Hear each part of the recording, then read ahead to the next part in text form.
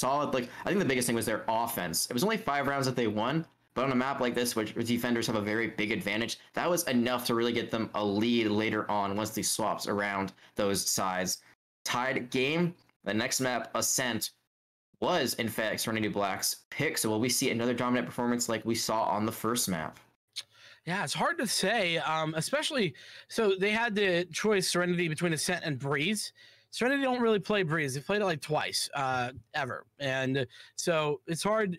It's hard to say like if they elected to go Ascent because oh yeah, we're just really good at Ascent, which they are, by the way. I think they have like a over 70% win rate on that map, but they also just don't play Breeze. So to be honest with you, it's hard to call it left or right. What I can call is, man, Alan had a fantastic performance, didn't he? I mean, I don't know if the 30 bomb was actually completed. Let me take a look. It was just right there at the cusp.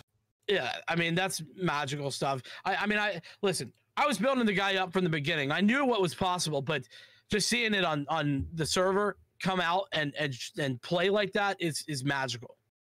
And just to give a little comparison, we talked about Valiant and their average combat score being one of the highest in the tournament and in playoffs. Their average has been around 285, and in this game, their average combat score was 379. So playing way above that really great precedent they've already set for themselves.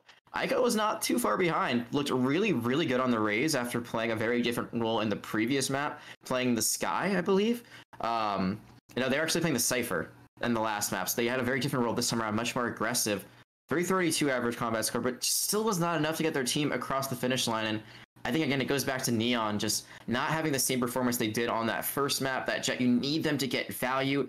I mean, G-Man coming into this map wasn't a top fragger in their own right on the Jet, but still put up at least double digits, was able to get in and out of position, was able to give a lot of pressure with the operator that they had in their hand most of the time. Yeah, big frags from Valen. Neon going from the top to the bottom, also not helpful for the score line, but a close affair nonetheless. They're on Icebox. We're going to be headed to Ascent, but first, look at your snacks. Maybe pick some popcorn, water, walk around a little bit, stretch out, because we are in for a massive map number 3. We'll be back in a few. See you then.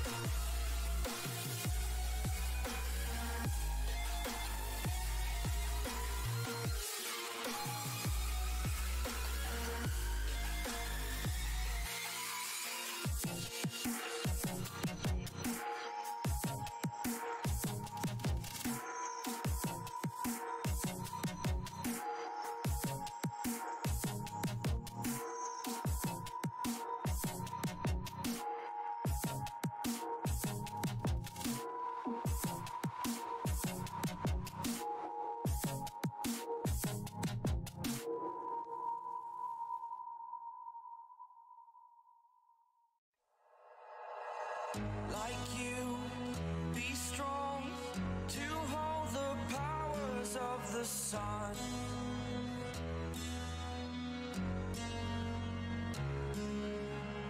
To dream, believe in strength. Now I'm the only one, only one.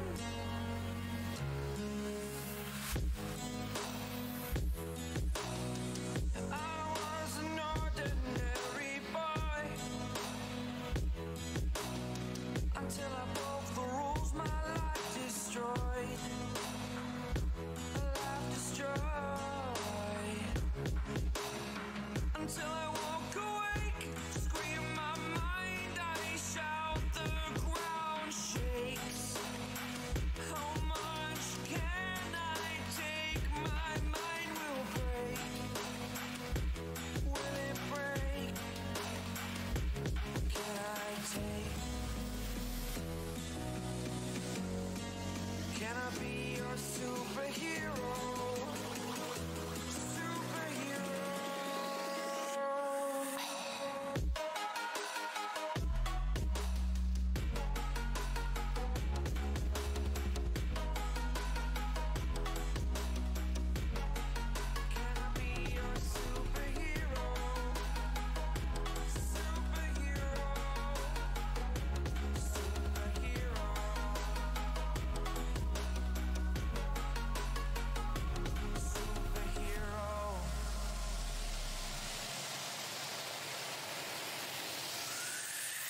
Fly away. It's the first time of today. Today. To dream, believe. You are the strength, you're all I need. Need. Oh, gonna give it a shot. Only one of me to shield you all from the enemy. You're a superhero. You're a superhero.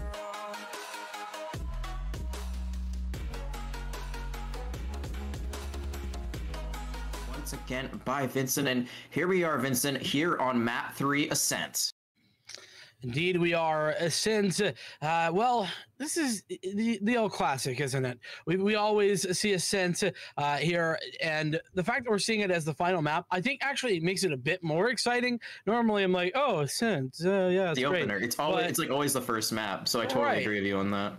But now it's actually the closer, and that means that now the fact that it actually tends to be relatively close, especially when both teams know what's going on. Like, I mean, again, clearly Scoundrel Pros and Serenity Black both going to be at least decent at this map, and so for me, it's really about Scoundrel Pros. Serenity Black, they're proven. They have about a 70% win rate on this map. It's absolutely solid, and so they had the same on Haven.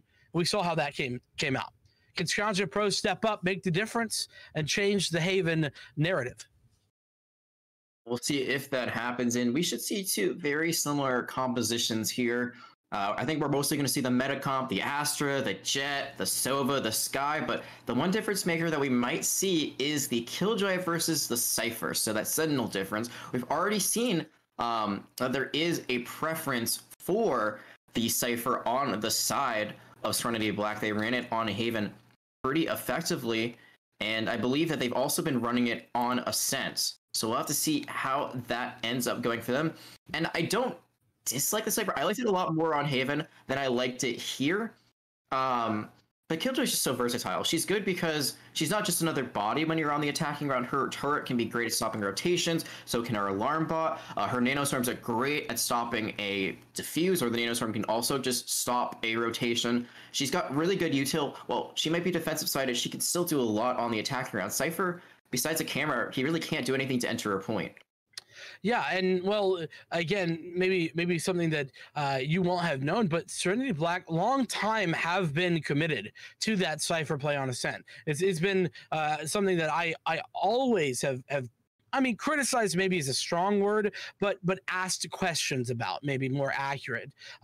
Whereas we already saw, like you said, you know, the Scrounger Pros, they already are clearly okay with that Killjoy, but we are going to be getting down to some agent selections here as we move in towards Ascent. We'll see if what we expect comes to fruition. I can also add that though Bude was playing, I think it was Bude who was playing on the Killjoy over on Haven, he actually does prefer the Cypher in general. It's just that Killjoy, obviously, he thinks is better. But this is interesting. We're actually going to see Valen go in with the Reyna. And my guess is that this is a bit of a swap up from the usual, but it worked out so well on Icebox. Why would you stop that frag potential from coming through? The other question is, what does Bude play here? Do they play Killjoy or do they play the Sky? Oh, man, that is a hard decision, to be fair. But you know what I like to say, Jack? If it ain't broke, don't fix it. And well, Valen on the Reyna, it certainly ain't broke. No, it is not. I mean, 30 bomb, insane average combat score, raising that average that already has been one of the best in the tournament. Looks like that's the question that maybe they're asking themselves right now, is they have not picked anyone up. They're going to go with the Killjoy. So no healing on their side except for Reyna's self-heal ability. Everyone else, once they take damage, it's going to be permanent. You know, Serenity Black, they are going to run that Cypher. Whether it works or whether they run it into the ground, they are sticking to it. We'll have to see if we get any answers to that question of whether or not it's the right choice. Yeah, like I said, Serenity, this has been their the tale as old as time for them. On the other side of things, to be fair, man, Nick has always been committed to this Astra ever since it came out. So I got to give credit where it's due, because you know, back when the Astra was a bit of a question mark after the last patch, and even still some players playing Omen, I think that Astra is basically better in every way on Ascent in particular, and Nick has rolled with it the entire time. So, you know, it's clear that Serenity, whenever they make decisions, they stick to them, and I can respect that. They have been nothing but consistent, but can they be consistent here on what is the last map of the series? Remember what's at stake here. It's a place in the semifinals. If you get in the semifinals, you get at least a shot at that prize pool. Third place does still get part of that $2,000 they're currently competing for here at the Player Zone Invitational 2K. First round going to start. It's going to be a very aggressive push from Serenity Black. Looks like they're going to try to rush into A. Yeah, and they're met with a gravity well, and well, you can see what that has done to their push. Quickly dismantles it. Nick, one trade, and the plant going to go down courtesy of Nick, but now you have to defend versus 4, and already a flank coming in, and it's just so fast. Serenity Black go down. Is really clean, and you know, we were saying if it ain't broke, don't fix it. Who is the first one who gets the pick? Of course, Valen. Just immediately is able to slaughter the first person that runs and able to get out too. Able to get that economy a little bit healthier for the entirety of Scrounge and Pros. They did not. They had one death. It was Caden who fell, but for the most part, an almost flawless round. Now they're gonna go for the Spectre buy. And again, like we've seen this with Serenity Black, they've committed to the Cypher knowing that they'd be an attack first. So really they're just playing to stop the bleeding early on. They want to take as many rounds as possible. 4 or 5 is probably their ideal solution, because it's really hard to win on an attack in a sense, especially if you try to go to B. A is almost what you're going to be going to all the time. You're going to be running into a lot of utility from Astra, so it's like pick your poison right now. It's not going to be a very fun time for Serenity Black for the first few rounds. No, they don't have anything to utilize either. Valid. 1-2. Dismiss. Come back for more, just in case. Though this time met with a gravity well and no bullets. So at least one kill does go the way of Serenity, but it's just the one. As Bude cleans things up. Some nice damage done, but that doesn't really matter. Scrounger Pros, easy 2-0. Easy 2-0. We'll see what Serenity Black can do now here on the bonus round. And this is a very interesting play from BCJ. It makes sense. You always see this with the Sova, with the Odin, the spray and pray on B on Garage.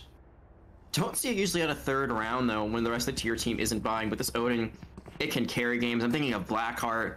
They were going wild on this weapon in the last series we covered in that round of 16. We'll see if BCJ can get the job done with it. By wild, you mean 18-3 in a, what, 13-1 victory or something ridiculous like that? Yeah, it was insane. it was outrageous, to say the least. And Scratcher Pros, they're looking for some aggression. They did get aggressive there today, not really met with anything. It's really mid-control that has been the Serenity Black plan, and that Guiding Light does do some blinding, but not good enough for the second frag. Missed shots from G-Man allow for Neon to find success. Reload not going to come in. It's a little bit too quick for Valen, as now, despite being a 3v3, this push at A seems to be a little bit disjointed. One player coming from Catwalk and two coming in from the A main position, but considering the Nebula and everything else, Dubin's gonna have to kind of make a move before they can actually move in here. We'll see the way they're positioning now. They do, but Dubin is gonna be able to at least find the crossfire. It's still a lead though for Serenity Black, but BCJ not even able to fire off a shot. The headshot coming in from Aiko. That looked really dangerous there for Serenity Black. Especially if Dubin had thrown, I think they were trying to go for the recon bolt. Decides against it at the last second. Doesn't see the person right across from them, but it's enough for the crossfire to come through. Serenity Black, they do not give up that bonus round. They are on the board. And a big one to win. Remember we talked about, Jag, how if you lose that initial gun round, it's really hard to kind of come back in there, but they're already there. They've got the confidence and they can try to move on. What do you think the plan should be from them on the attack here as we move forward into what should be the first like actual gun round for both teams? Looks like we're going to be going back to desk shortly, so we got a little more time to talk about that. Not sure exactly what's going on. Maybe a pause from one of the players. Looks like Neon was not moving, so I'm wondering if there's some connection issues there. I was going to say, they don't have any ultimates yet, and Neon cannot go for a full buy, so that's really the one thing that's, not in their favor. We see now they've tried to go for aggressive pushes on the 2 rounds that they could, the pistol, and then the last round on the bonus. I say swap things up. Don't go all in, especially when you don't have a full buy for all your players. Neon's finally coming back into form, so try to set up a play where they can capitalize. Maybe try to go for mid again, but a little bit slower than last time. I think that's kind of the play. Just swap up momentum, try to catch the other team off guard a little bit. So I think they're going to be expecting another ruthless aggression attempt. And it's only worked, one time. The pistol round did not work out at all. I mean, that's very much true. And so what I'm hearing is utilize the default. Yeah. Be clear and precise about what the plan is. And in that case, it's not necessarily having a plan. It's just being patient, waiting out any sort of aggression. And we have seen the aggression come through already on the anti-eco round from the likes of Scrounge and Pros. So we know they're not afraid to get a forward position. And, well, in this case, maybe get punished for it, right? Yeah, and the one piece of information I'm not sure that they have is that there was an Odin buy in the last round. So right now, the Sova on the side, the other side is not, does not have a great economy. Has to go for the area. Still a pretty good weapon. Still the same exact play as the Odin. Basically just spray and pray from the wall. Try to go for that wall bang. But if they know that they might be able to take advantage of that and go for B instead, once they get that default pick, they have not approached B once. It's been all A all the time thus far through 3 rounds. It's another thing that you could swap up. Play for default and then go B instead. I think, swapping things up can be really good. We've seen that a lot of the time. Immediately once something comes through, it looks like the defenders, they're going to run to A anyway. So maybe, catch them off guard, maybe set up a bait there after you get the default, and then send everyone the way of B. Yeah, no, I mean, that's a good idea. It's a valid option for sure. I have gotten word, I believe that we are waiting on a player to restart a router. So it is going to be a minute or so. Apologies for the delay, some network troubles. That's just the way it goes with online competition. By this point, we all know the drill, I'm sure. But yeah, stick with us while we wait on that restart to come through. I think that the other thing that I wanted to mention, Jack, is starting out on the defense, it's nice that Scrounge and Pros have that defensive setup to start, because once they get onto the attack side, Sky versus Reyna, despite how good Valen is, I think Sky is like infinitely better than Reyna. So your initiation tools are sort of cut. I don't know by how much by having a Reyna instead of a Sky, but they're certainly cut. Would you agree? I absolutely agree with that. I mean, Reyna is very feast or famine, and Sky doesn't necessarily need to be, the end all be all. She can more play around her team. I mean, she can heal her team with the overgrowth. She can use her Trailblazer to try to get some information as well as stun someone up, or she could use the Guiding Light to just flash them. So there's so much utility you can use in that kit to help get your team onto places you want to be, whether it's a site or through a hallway. Reyna on the attack, I mean, you're kind of just gonna layer and then peek and then hope for the best. So it isn't really as good of a matchup. I mean, if I'm gonna take this guy most days over the Reyna if it's a 1v1, but especially if it's a team bout or it's a 5v5, the Skye's gonna give your team a much bigger advantage. Yeah, I mean, there's a reason why you and I think, have discussed before that Lyra is probably the worst blind in this game, you know, just overall. Now, not to say it's useless. That's an overstatement for sure, but it definitely has its weaknesses, is where we're at. You can break it. You can break it. You can get rid of it immediately. Well, and it's sitting in the same place. I mean, you could argue that you could also break the Guiding Light, but man, those things are slippery. They move. They're fast and they're hard to get to. Whereas you know, a leader, it's obvious where it's going to be. It stays in the same place, and then you're done. It's it, right? So it's something that I definitely want to be on the lookout for when Scrounged Pros adjust onto that attacking side. Will they be able to find the same sort of success? Not too sure, but well, the good news is we have had our player return. Thankfully, that router restart didn't take as long as it could have. We'll be back underway shortly.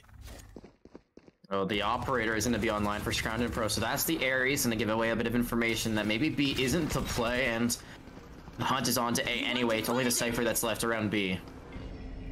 Cosmic Divide going to be put out here, and well, that puts Valen on one side, the rest of Serenity on the other. Valen knows what's potentially going on. Spike gonna get planted. That nets him the push, but no, Neon on top, ready for that, and everyone else falling back. So that's Caden, though. I don't even know how he got into that position, not gonna lie. Just pushing W forward, only good for one, and it's immediately traded. Not sure what the decision-making process was there, but the good news is it's still winnable for Scrounged Pros. They do have the defuse coming through. It's Aiko, though, on the flank, really making life a little bit more difficult. But with the half already done, still with a player advantage, it's gonna be tough to dislodge as BCJ is now left alone. Spike ticking low, and with low HP, Neon kind of has to play this passively, but it's too late. Too little, too late. BCJ is done. Neon goes down as well. Maybe a little bit dicey on that one, but hey. Yeah, that was a bit of a overzealous play, I would say. The spike was about to go off. Maybe they were trying to get the operator really quickly, but instead it was picked up. So really no way for BCJ or for either of them to get out of that. But couldn't even get the kill on BCJ. Couldn't even get the weapon. Now Sweating in Black, they're starting to find a rhythm. Neon, the top fragger, returning a bit to form here. Does have to settle for the Spectre, but against a lot of Sheriffs, a Frenzy, and the Classic. So good around there to get rid of the economy of Scrounged Pros. They're gonna have to go for a bit of a save here. See what this attack is. Looks like they're gonna be going for mid, but look at the aggressive push right now for the defenders. They're gonna run all the way around. Well, they are, but this isn't, they're not unaware, our Serenity. They know what's going on, and Dubbin there to meet BCJ with some relative ease. And what that means is that despite the fact that this aggressive play has actually netted some great map control, I don't think it's actually going to mean that much for the victory. And indeed, Neon, with that Spectre you were talking about, going to be taking some duels. Not only wins one, and it's going to be the frag there for Valen, but again, you probably don't want to use the Empress here, and maybe a bit of a whiff from Adder, but good news, Aiko there. I just had to take a rest after getting that 2K. You know, just had to, you know, take just a few moments just to take their hands off their keyboard and mouse, relax, still get the round win.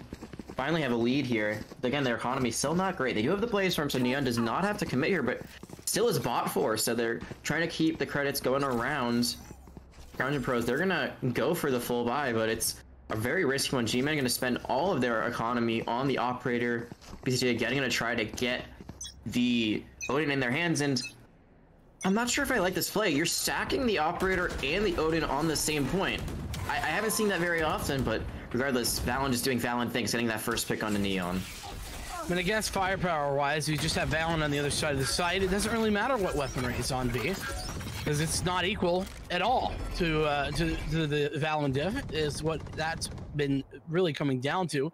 That Blade Storm for Serenity no longer an option, considering that opening duel. And well, Scoutcha Pros, they are okay to fall back and just let live until the push comes in. Ultimate's still online for Serenity Black. They could try to use Seekers, Hunter's Fury, or a Neural Theft. But the Neural Theft will need a body, which they have not been able to find, as they have not been able to get a kill this round just yet. On the other side, Cosmic Divide, Blade Storm, Empress. And I really quickly just want to touch on the Cosmic Divide we saw earlier from Nick. I thought that was very smart. We usually don't see the point kind of cut up like that, split up like that, but without the lockdown, there's really no way to force anyone back. Instead, they took the half they wanted, got the plant. They won that round pretty decisively. That was a few rounds ago. This round, currently very slow. Well, you asked for a corpse. Well, there is one just in case. Your trail. But it's the Seekers that go out, and it actually is going to be a bit of a bait and switch. B going to be the place to go, though with that tag, Bude's bot finds success. 10 seconds on the clock. They've got to go, got to move, but there's so many players in the way that Serenity Black have run out of time. Adder might be able to get another one on the way out. Does not, and I feel like they baited themselves. So they thought they were making the smooth move going to B, but that mid control was still there for the defenders. They had the turret up there in market to stop anyone from going there. They still had BCJ there, who was waiting with the Odin. Great rotation there on the defense to hold down mid, make sure that that wasn't given up. Sony back, kind of played themselves a little bit there. Still able to buy, still have the Blaze Storm online. When it comes down to what Adder does here, it's going to go for the Spectre. So they're really going to force this one, try to make sure that this round, where all things are tied up, doesn't go down without a fight. Get out of my way. I like that they're playing aggressively for it. You know, you could always just give it up, but that's a losing mentality, you know? Go for it, give it your best shot, the old college try, and well, Neon gives it a try, but fortunately it's a whip. Only one blade left in his arsenal. Push here towards B is sort of halfway coming through, considering all the utility. That's the big problem. It sort of stopped Serenity in their tracks. And with mid control now, they fall back and look towards A. Are they going to pick the quarter? Kaden is going to be right there. Tries to dodge. The guiding light doesn't matter. Neural Theft out, 2 kills. This is looking great right now for Serenity Black. I'm a fan of taking out that door, though you could have some more presence on Cat. Still 3v5, so winnable, albeit difficult. G-Man, Operator, in position. Cage, still allowing for a spot, but Aiko, spam, spam, spam. Eventually, he will win as 3 kills go his way at the end of the round. Like I said, aggression paying off for Serenity. They go for a bit of a weird buy. They mostly force. It works out. They get the Operator out of the hands of the defenders. They don't even want it. They're just like, you know what? We're just going to make sure you don't have it as well. There's not really a good sightline here as an attacker. To be able to take the lead once again, have Hunter's Fury online. This should be a pretty easy round for them. And they're going to be looking for default. They've let the spike in spawn. They're not going to rush onto a point. They know they can take their time because they have the better weaponry, and they don't want to force themselves into a situation where a Sheriff is lined up against their heads. Yeah, no, that's not ideal. And there's quite a few Sheriffs to contend with in this round, so there's the first one going down. BCJ falling to Dubbin. Mid control is sort of gained. I mean, Dubbin just kind of jittering the mid box as well as Neon pushes forward. The G-Man alive and well, fragging to be found. And he found a double there in middle as both those players go and fall. The right clicks unsuccessful. Aiko down, or rather Aiko taking Bude down. Puts this into a 3-on-3, but Jack, this is a little bit dicey here for Serenity. It is, especially because there's a lot of weapons down that can be picked up. I was like, G-Man actually picked up another Sheriff. Planted. Now they can finally pick up a weapon, a real weapon, the Phantom. So that firepower will be a little bit even, and there is a Cosmic Divide that's available right now. So they could try to use it on the defensive side, though I'm not exactly sure where you'd even try to push it. And they lose Veil, and that's really bad, but they trade it out for Nick.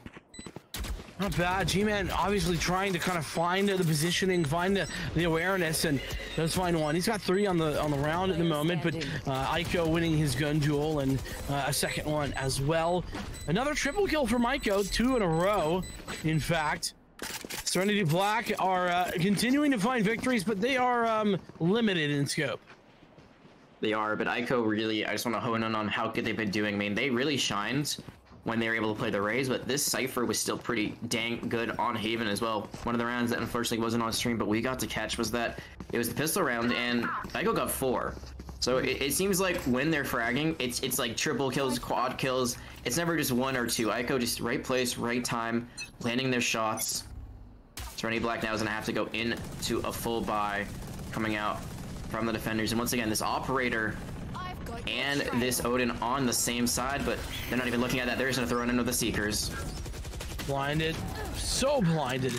Man, Valen just chain flashed left, right, and center there. Really had no chance, if we're being honest. And 4 players now to retake it. They do have the lockdown, so be on the lookout for that. Out of charge. Oh, and there it is. Honestly, I was waiting for that too, and I was waiting for this as well. The Hunter's Fury immediately going to come out to counter it. Oh, well, talk about counters. Neon's countering everyone. 3 kills now. Waiting for the push to the smoke, but well, running into the spray. Another double for Aiko. 3 there for Neon, and a full house among the 2. I think that ultimate combination there was just a little misplayed. I liked it. It's kind of what you see in attack a lot with the lockdown and then the Cosmic Divide, but there, as the defenders, they use the lockdown first. And the problem with that is that the Hunter's Fury immediately is going to cancel it. If you use that Cosmic Divide first, you can't see where it is. You have no idea where you'd even be firing it unless you ran right into the lockdown device. Instead, just the wrong order. It feels like those misplays, that miscommunications that we talked about a lot on Haven, starting to show up here once again on Ascents. Yeah, and it's looking like another round where the A push is coming forward. This time, though, it's against a much less than ideal purchase.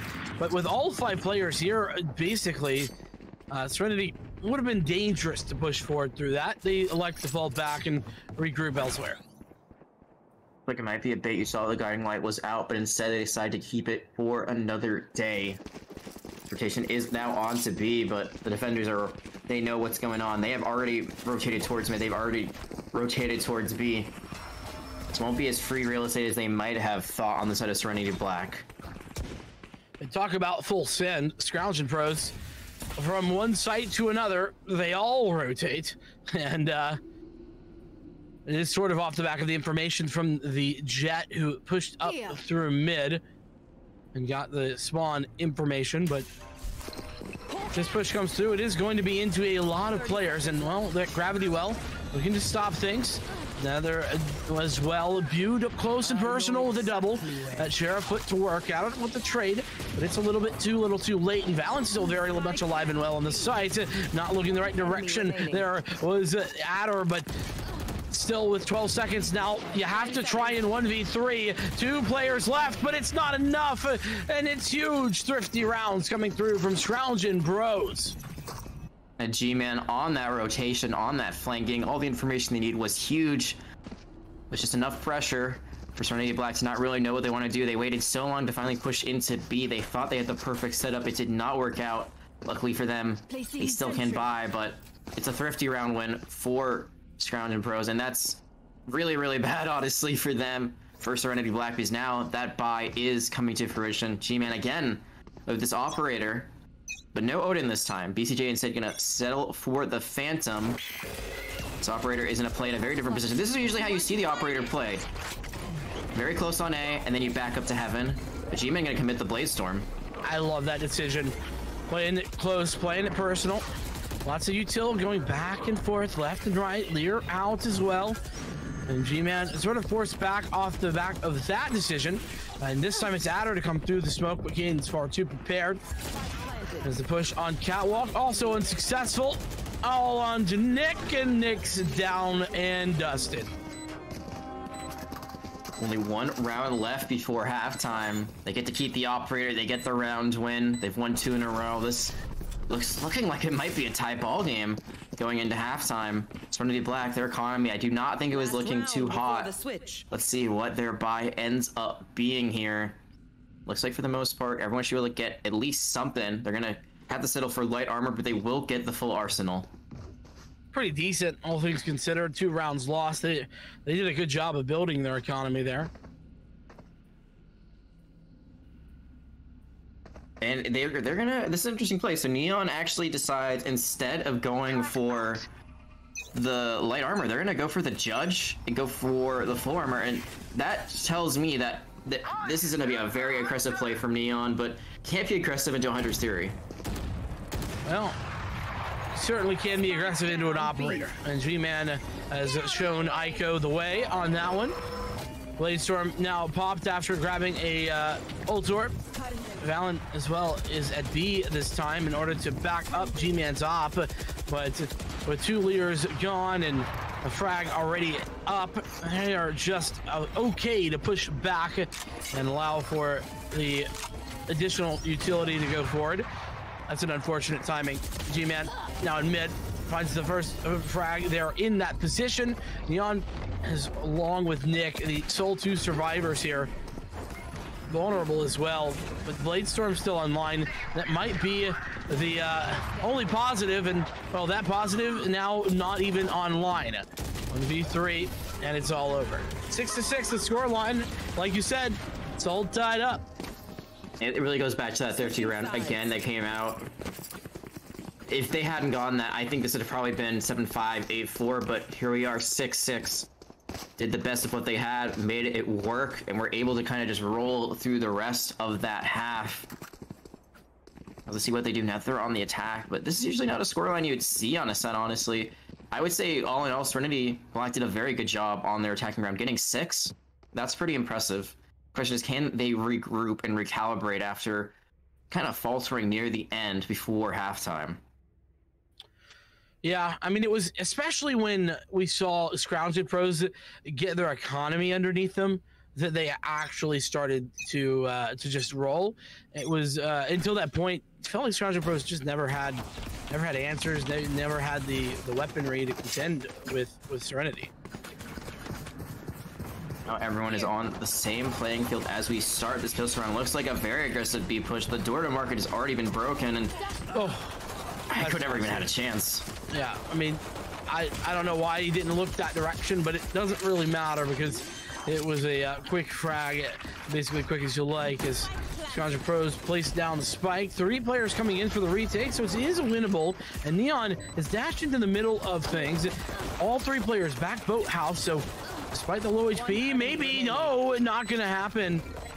As G-Man and BCJ both find success. It's back down to Nick, who does have this automatic frenzy, but has been tagged down heavily.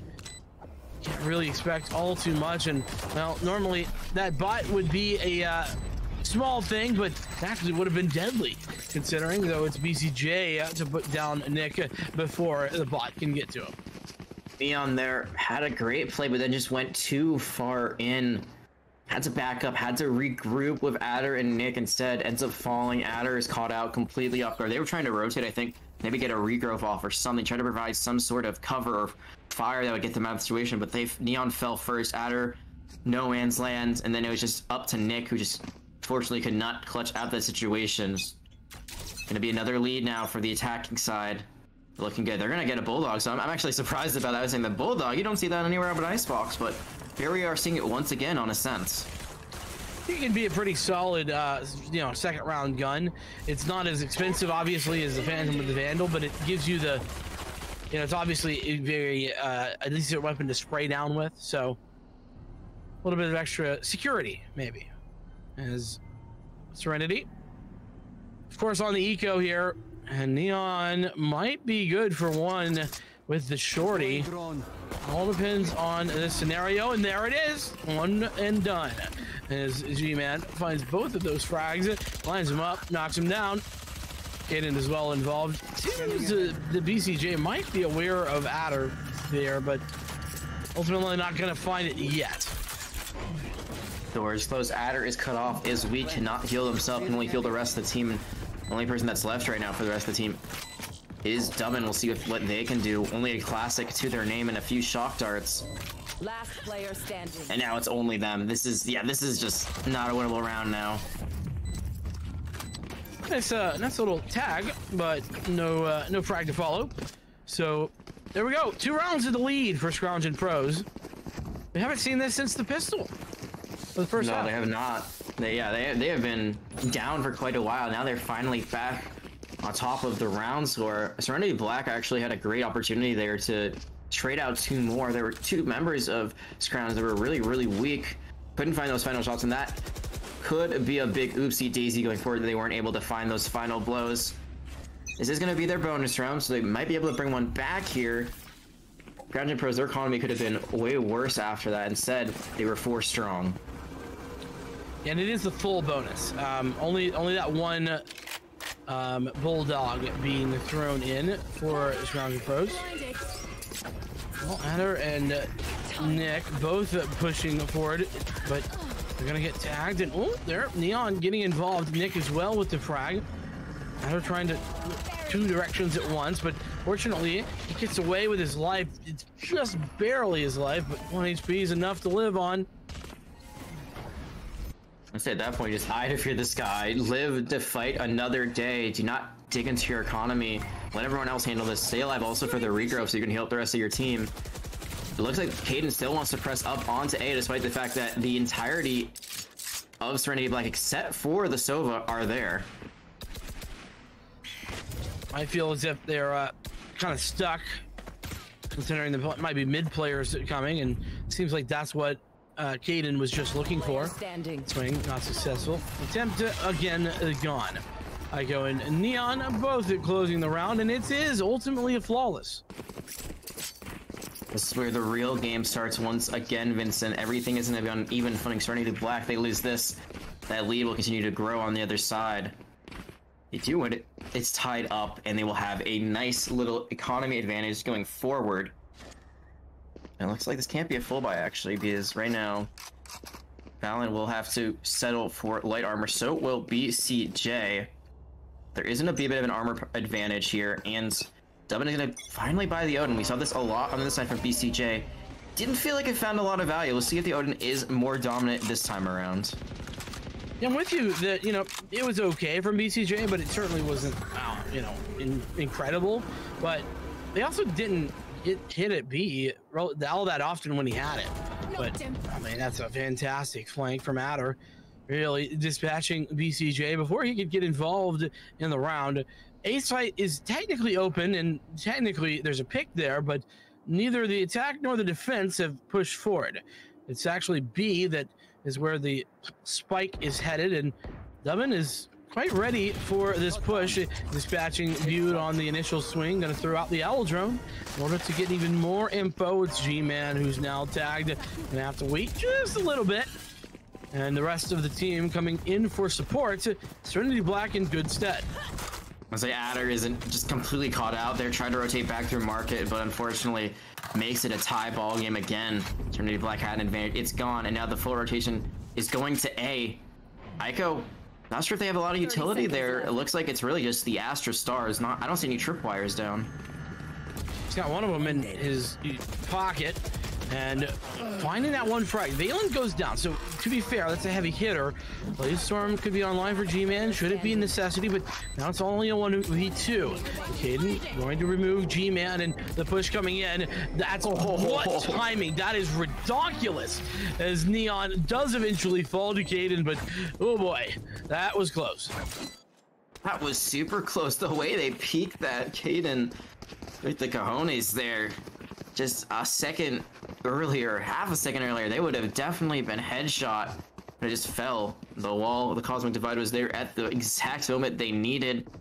And it's really unfortunate there for Dubbin. They had a great sightline on B, able to get that kill, but they just didn't commit to shooting in hell. I think if they had just, you know, gone for a few shots there, would have been a much different story. Instead, they played a bit more passive. Let the attackers get their way. And now they're going to be going in with the Blaze Storm. That Blade Storm does work out well for Serenity initially. Neon with the opening duel. Blade Storm on the other side too. So remember, it's not just over yet. Empress as well as a possibility. G-Man now dispatching with Dubbin. That was a very forward position, but now, despite G-Man falling back, all of Serenity has to try and clear this angle in these situations. Though, fortunately, the help is here, and they do that relatively quickly. Empress being popped as well. Now 4v4 on the retake. There's Adder's coming in from the door side. Push forthcoming. Nick around the cage. It's Adder with the opening duel, and Valen goes down, so no more Empress to be found. Caden with a double, though, underneath Heaven, making life hell for this push, and it's Caden with 3 on G-Man to close things out as well with the pistol. The problem there was that, I mean, Adder does get value on the flank, does get one from Tree, but the rest of the team is just falling so weak at that point that there's no regrowth here, there's no healing, so Nick really can't do much of anything there. Immediately fell to like 5 health. Neon had an opportunity there to actually catch G-Man off guard, had the angle, had the knives out, but the Blade Storm doesn't do enough, and instead you saw G-Man, Valen able to rotate into Hell, able to play out of there, able to secure the round win. And now double digits for the attacking side. Only 3 more for them to clinch up this series. Coming very clutch here if they're able to do so after losing the first map pretty decisively. Indeed. Lots of ults here for Serenity, though. So, at the very least, they could have that advantage going for them. That being said, it really is on Scrounging Pros to define kind of how these engagements go as they're the attackers, and right now they're playing pretty passively. So we're gonna come in, going fishing is Dubbin, not gonna find anything to bite at the line. That's one ultimate down the drain. Still 2 more. Have the Seekers as well as the Neural Theft. Only Hunter's Fury on the other side as the attackers making their way towards A. Adder's stuck between a rock and a hard place here. Flashes himself, not the look we were looking for, and well, Halen spraying through the box, finds the frag. Devin swings, but it's only going to be a short-lived idea as Halen swaps off of the spike in order to dispatch the pushing player. 2 players left alive here, and it seems a bit desperate. Player standing. I wanted to know if this random would work out once again after it was so good on Icebox. I think we have our answer right now because they are doing incredible. Now Serenity Black only has 1 member left. It's the Cypher. They might be able to get an exit pick here depending on this peek from Boot. Does get it. Boot is down. BCJ is there for the follow-up. Still a great round for the attackers. Only 2 away now from taking this series home and moving on to the semifinals. Yeah, and in all fairness, I think our logic was good on the Reyna, but when Valen's just getting double kills and triple kills so often, it kind of just entirely denies that fact. I mean, it's like, who cares? You're killing people too fast. Well, that's the power of Reyna, right? She's not a team player, but if you can pop off on her, it's a big difference maker. If you're finding kills left, right, and center, doesn't matter about the abilities that Skye has, what Skye can do for the team. There's no team left to actually help. Yeah, team's dead. D-E-D, and, well, it's B to where they go, and that's disgusting. BCJ dispatching Aiko without a final thought, entirely through the smoke and through the door. Aiko thought he had some time, but Neon gonna have to try to connect some of these shots. It's really gonna be tough, though. It's a very solid setup. A couple players on site. You talk about not wanting to play back Boathouse, and well, this is exactly the kind of setup that I think you were looking for. It is exactly the sort of setup. You do still have one on the backup point, but you're not letting them push in for free. You're being very aggressive. You're covering all angles and all sight lines, and Serenity Black, despite having still a good amount of members left alive, they just can't really figure out much of anything. They were maybe waiting for an opening, and that opening never came, or alternatively trying to keep everyone inside the site, force them into a losing scenario. And well, Dumbin, it's always going to be a losing scenario when you walk into Match the point. spike and go down. Collecting some bereavement bills though for his trouble as he cashes in. This is they have to win this. I mean, it's now or never right now for Serenity Black. They lose this, it's lights out. It's time to go home and pack it up for this tournament. They're gonna force as much as they can. They're gonna get the operator. Neon's gonna have to find that clutch potential they had before, and they are gonna buy an Odin, but it's not going to be Dubbin. It's actually going to be Aiko that has it, has the camera up as well. So same idea, different way to get there, but still no one is going to be. Aggressive Shark Dart should have done a lot of damage, and well, the Hunter's Fury gonna go out as well, though that's from Scrounge and Pro's side. Lockdown invested, as is the as is the Cosmic Divide. My apologies, as everything coming together. G-Man still on the sides. It's denied. Hunter down, or either with that frag, and Caden blind as a bat, unable to connect. Still winnable here for Serenity, but it's gonna be a tough one. They start to defuse. Halfway already gained. The Nanoswarm does finally dispatch Aiko, though. And now the secondary Nanoswarm as well coming in to play. Two players left alive, making it solo. It's Dubbin alone. And Scrounge and Pros with the win. It's really unfortunate for Serenity Black. They looked so good on that first map in the series. They looked amazing on Haven, but here, not able to get it done. They played a little bit of an off-meta comp, just a bit of a difference with that Cypher. Instead of the Killjoy, didn't work out on the other side. We saw a great swap, no side. Just bring out the best character you can have for one of your best players. Valen going to be on that Reyna, looking very proficient throughout all of that. And I mean, we talked about a little bit of miscommunication on one side, but I think for Serenity Black, there were just a few mispositioning. So not miscommunications, but just being at the wrong place at the wrong time, either being stuck in tree, being stuck in hell. I mean, if they were able to get out of their own Cosmic Divide there, who knows? Maybe that's turnable. But instead, they were cut out, and how that Astra had no chance of getting out, was immediately ran up on by G-Man. And once you lost that first domino, all of the rest of the pieces started to fall. Yeah, I mean, that's a really good way to put it. I think, you know, it was a sort of a domino effect there to end things. And with G-Man playing so phenomenally as well on map 3, it also added to the difficulty that was the Valen difference. And it really was just hard to find so many answers to so many different problems. You know, when you got G-Man doing one thing, Valen on the other side of thing not only has huge clutch potential, but also gets triple kills and double kills left, right, and center. It's hard to focus on your own game, on where you're going, on how you're playing. And so with that, it's just the Scrounge and Pros just that tiny bit better to bring it over that edge.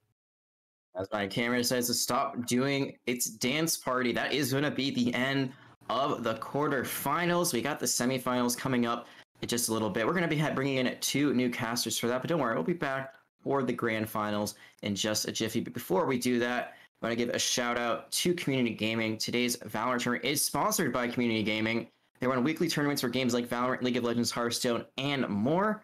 They also support a wide variety of grassroots tournaments, offering tools and guidance to organizers to help put on their events. Head to communitygaming.io to learn more.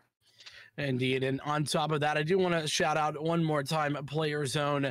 They are an esports bar in East Rochester. They're open right now. Definitely check them out if you're in that area. And they're the reason that we are able to put on this event. They're providing an awesome prize pool. And as well, they've supported us in prior events as well. Remember the Val Am event this past winter was courtesy of them too. So with all that said, like Jag was mentioning, we are going to bid you all farewell for the semis, but we'll be back for the finals, and we'll be taking a short break to get those semifinals set up.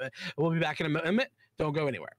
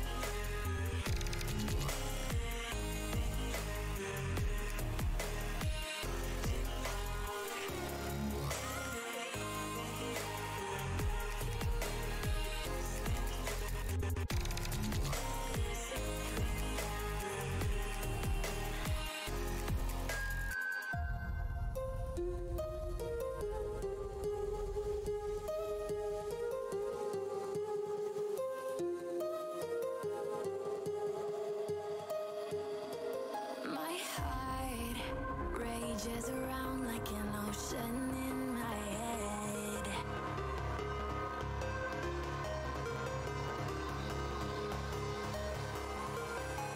I can almost feel you walking in the distance, but I know that it's not reality.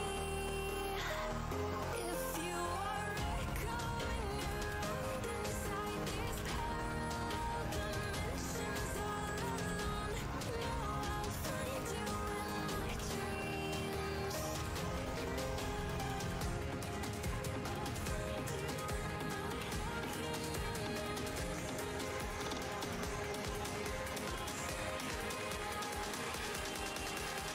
Find you in my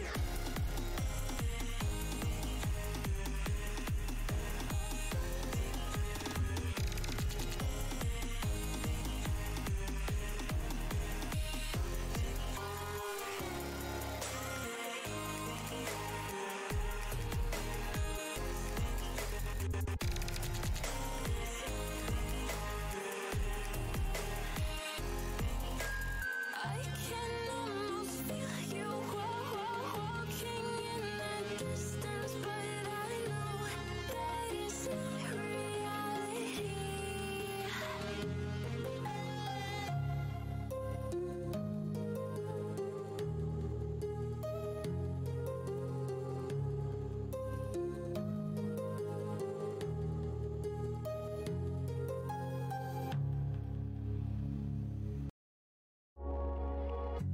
Midnight and city lights on the other side. You're calling me up at the same time. I'm in the daylight. You're calling to say hi, but your words they cry. If there's something that you need to say, I know it ain't easy living inside your brain for sure. You keep telling me that it's all okay, but I know, yeah, your silence speaks so loud.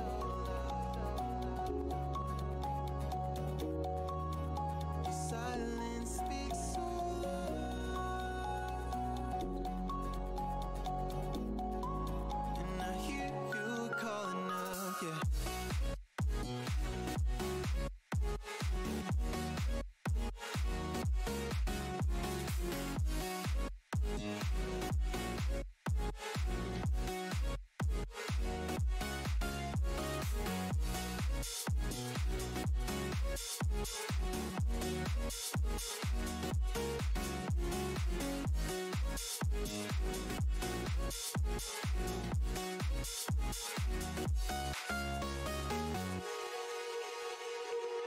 We're talking about nothing. Then you said something under your breath. I can't take it. I know what you're thinking. I wish I could fix this, yeah. If there's something that you need to say, I know it ain't easy living inside your brain for sure. You keep telling me that it's all okay, but I know, yeah, your silence speaks so loud.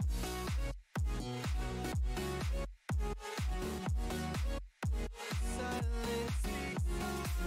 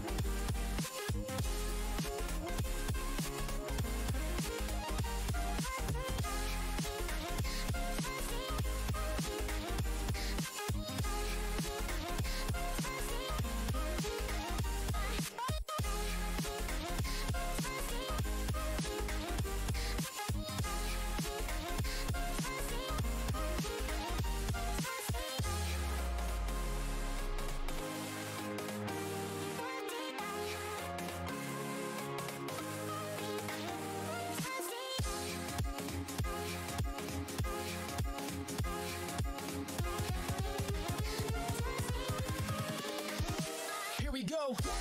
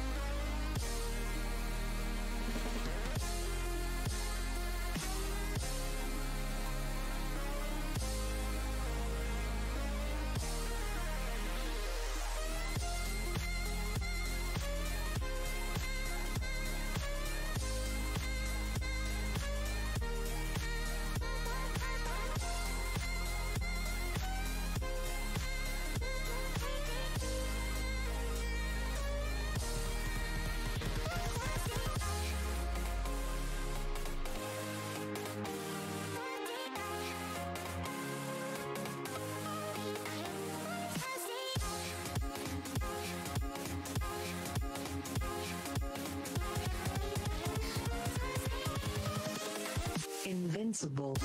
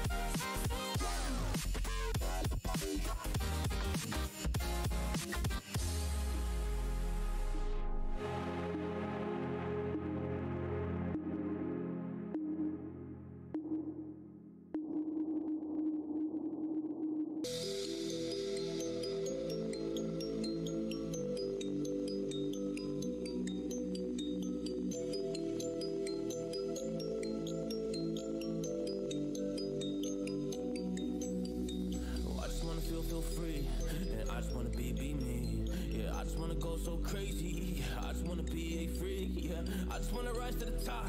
Yeah, I just wanna go reach the peak. So I've been really well focused on success. Hey, y'all will see. Yeah, you'll see that I will get it. Cause I'm really focused, man. I make it with the rap and I just follow my path. I just follow my passion. To me, this is what's precious. Yeah, in my soul, man, I can feel it. So every single verse, man, I just gotta go and kill it, man. I gotta be the kid. I could be the guy taking you wild. I could be the villain. That is okay. Lately I'm painting my path on my way. Yeah, I got no time that I can waste. So I've been sitting in the space. Yeah, making rest every day, man. You know that I go insane. Yeah, I hit you with a bullet to the brain. That is that first if we going, you going insane.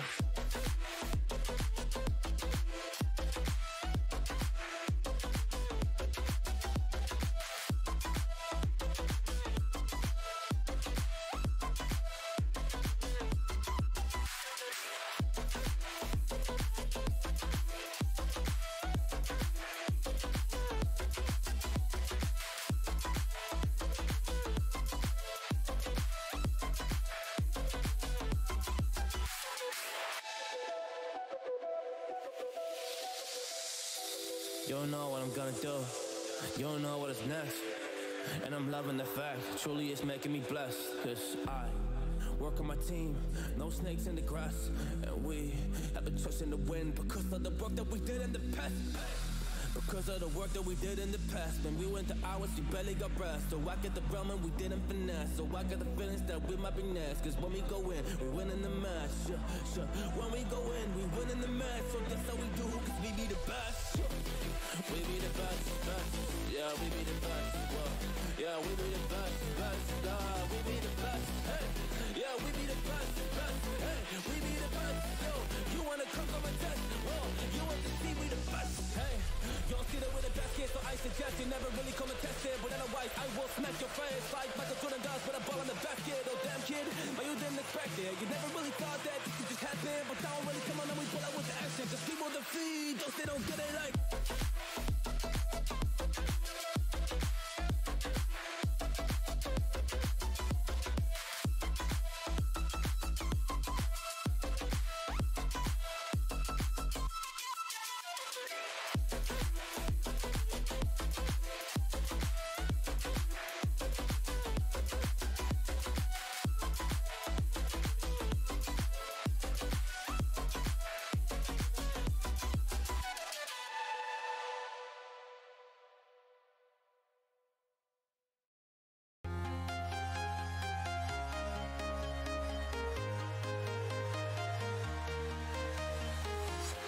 I'm walking alone, the streets are empty. The only thing I can see is my own silhouette. I'm getting stronger, step by step. The clock is ticking, but there's no time for me.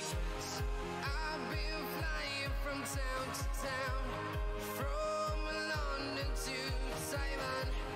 I've been all around the globe, trying to protect your soul. We are heroes tonight. We will fly above the sky. We are heroes tonight. Yeah. We are heroes tonight. We will fly above the sky. We are heroes tonight. Yeah.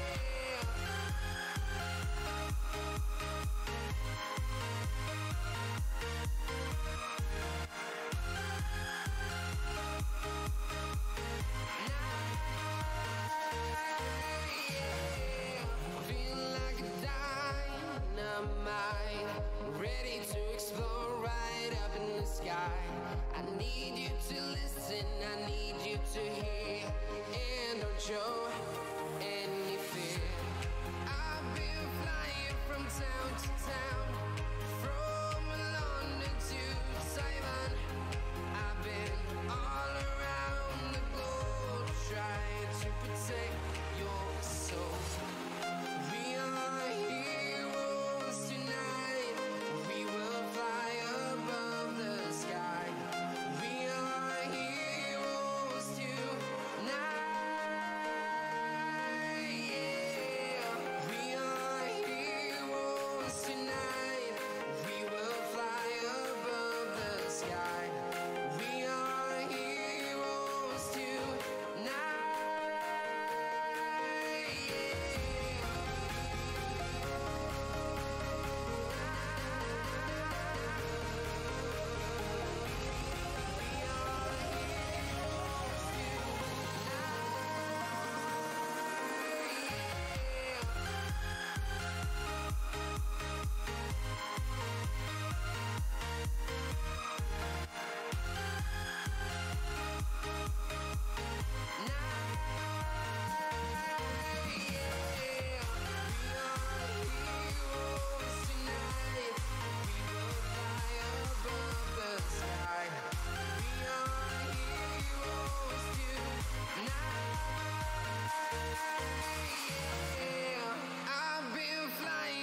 Town to town, from London to Taiwan.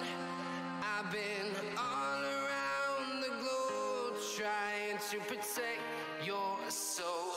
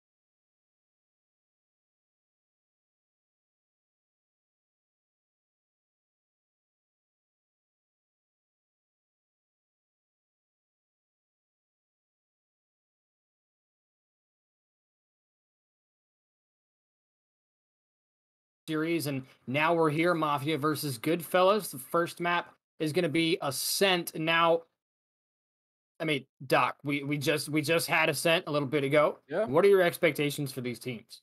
And that's so tough having not seen the Goodfellas matchup before this one, but the Mafia looked amazing there. It wasn't even their map pick either, which goes to show how well they can play this map, and it's all gonna come down to their duelists. They did so much work in the earlier series, just absolutely popping off and really taking the game by storm.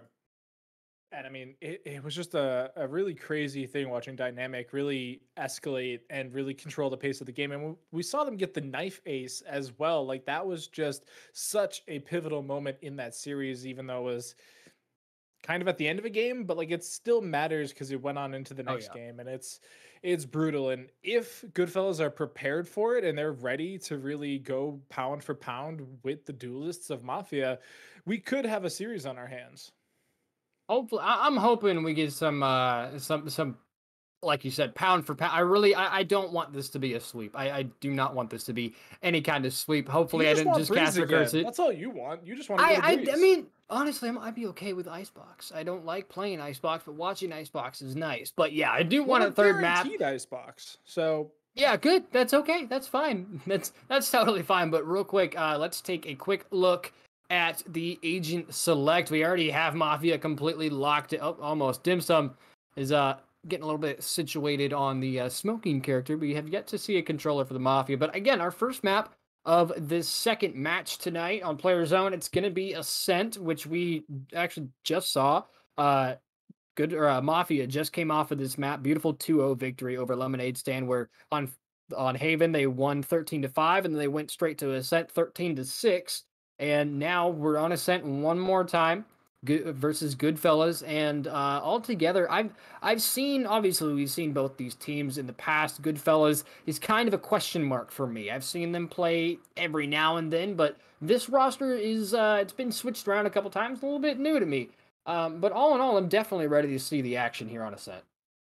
Yeah, I mean, looking at the Goodfellas, so far they've beaten out the Professionals, and they have also beaten out Zealous, a team that we watched yesterday as well, to great effect. So again, we're at the stage of the tournament where there's no slouches left. Everybody is showing up today. They're showing out as well and making sure that they can at least compete for, obviously, the grand prize here at the end of the day, which is all of that beautiful, crisp green money.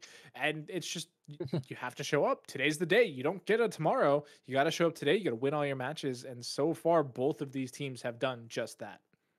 Yeah, I mean, you said it best. There's no second chances here. This is, I mean, there is at the moment. There is. It's a best of three.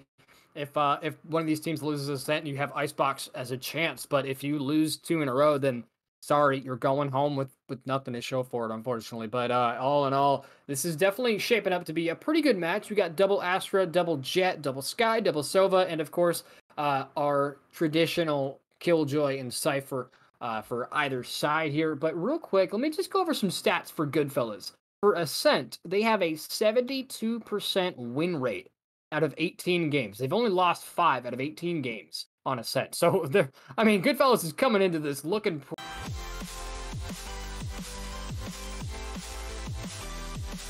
They've played 17, and they've won 13 of those. So, again, Goodfellas looking very strong on both these first 2 maps, but the question is, are they going to be able to bring that here tonight, or are we going to see a little bit of a switcheroni from Mafia? Let's see. Am I crazy, or did I just see an Icebox clip? I did. Yeah, Okay, no, so I it's did not- too. It's not just me then. All right, good to know. No, you're not losing But your mind. We're all right.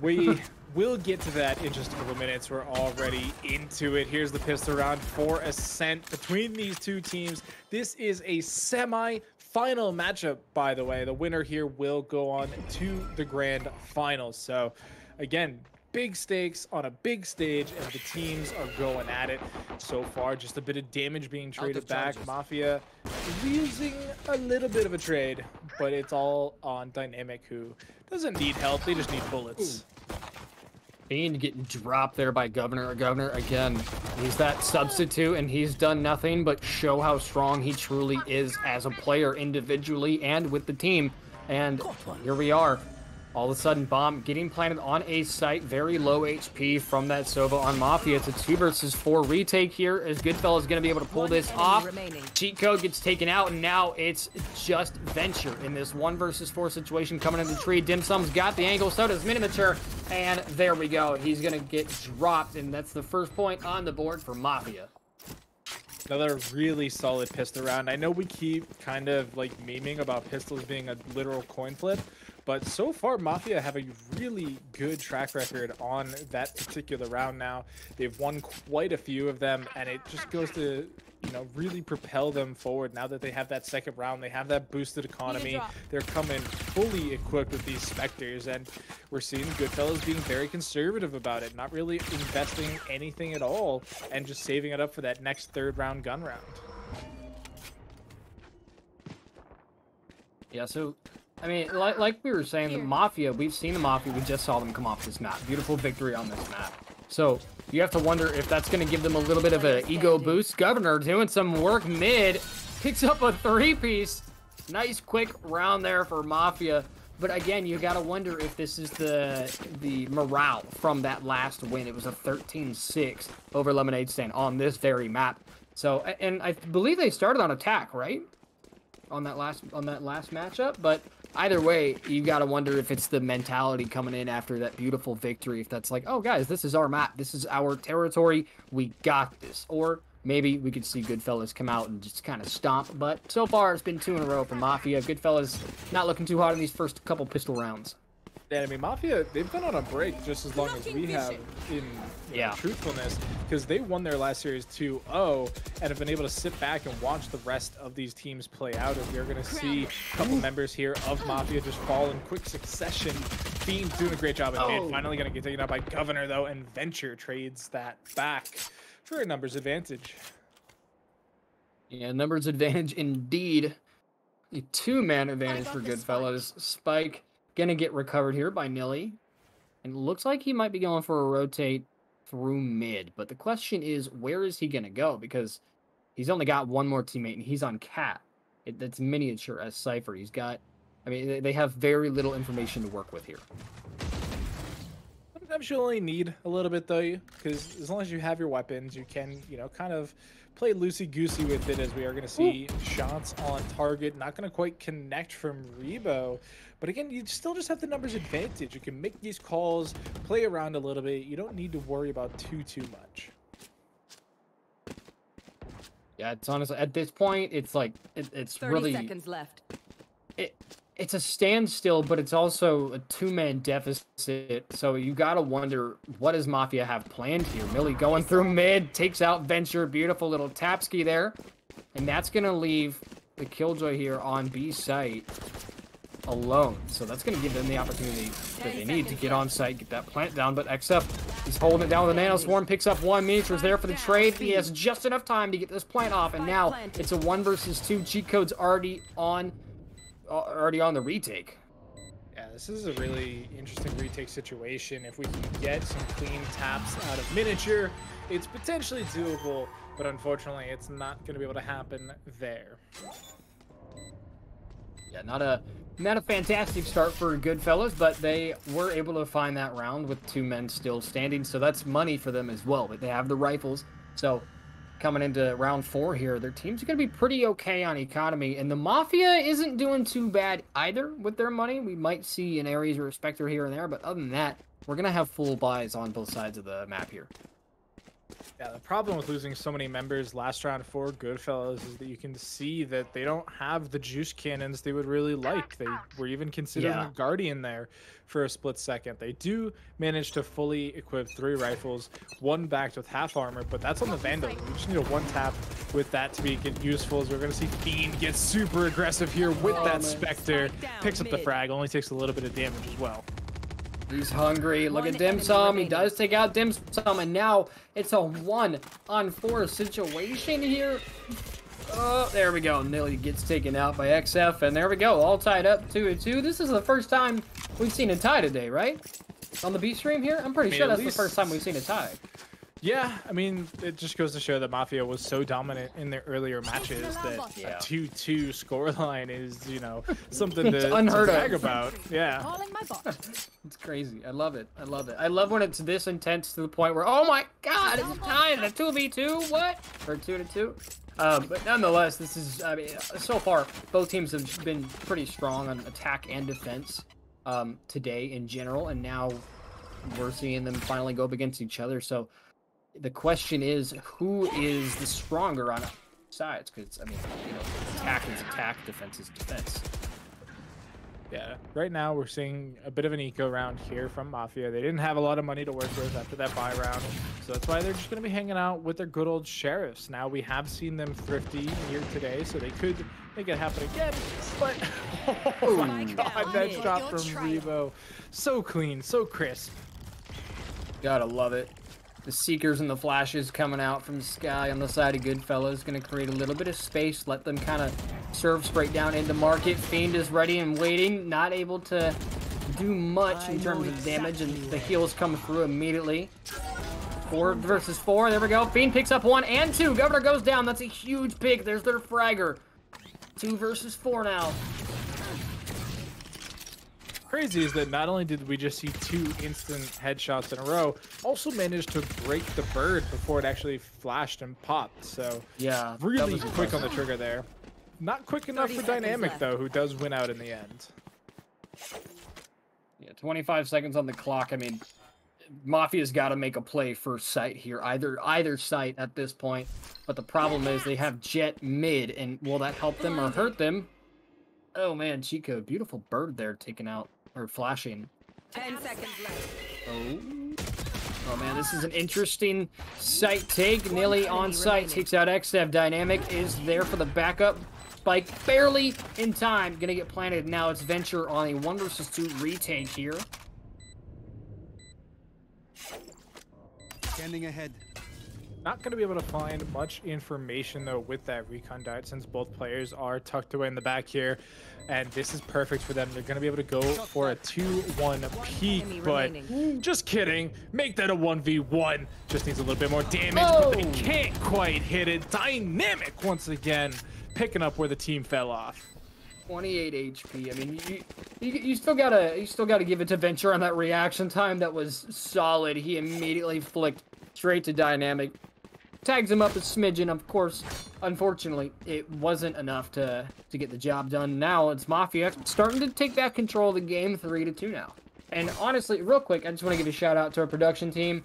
Sam, the Observer, you're doing a fantastic job, Mr. Sam Turn. We got Ryan, aka Net Control, on the production side. Thank you guys so much for doing what you do. Without those guys, we would not be able to. Doctor and I wouldn't be able to do what we'd be doing without them. Dynamic, beautiful headshot onto Fiend, starting things off here.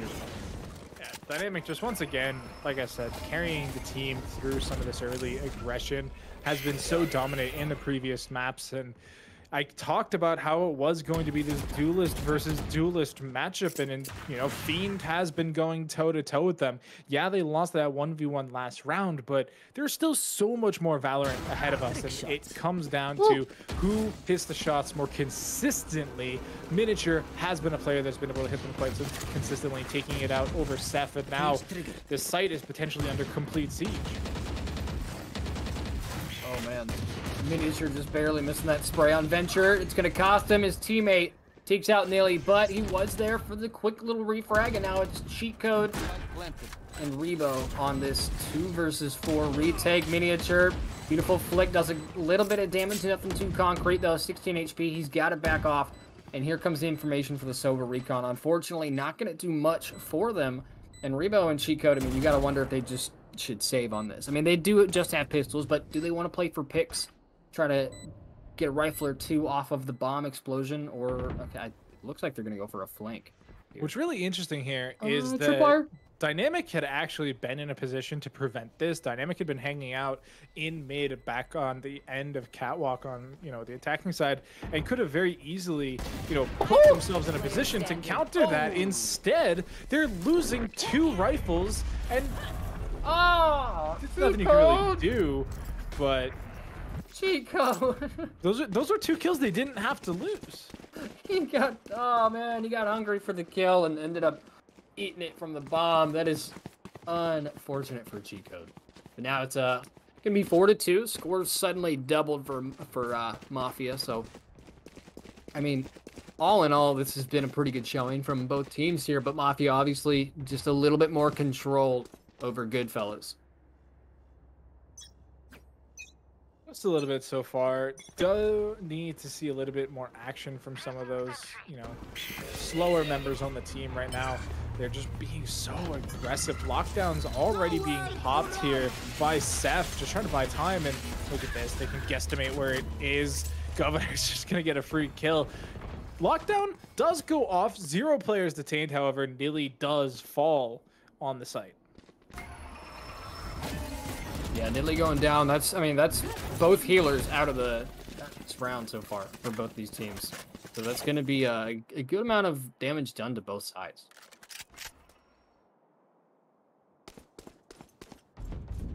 I'm interested about this rotation because I feel like it is potentially kind of telegraphed since the lockdown was already used and there hasn't been any re-aggression since then. So we're going to see Fiend with this. Oh, just get blindsided by Governor. You got to look both ways, my man. Otherwise, you're going to get hit by a bus.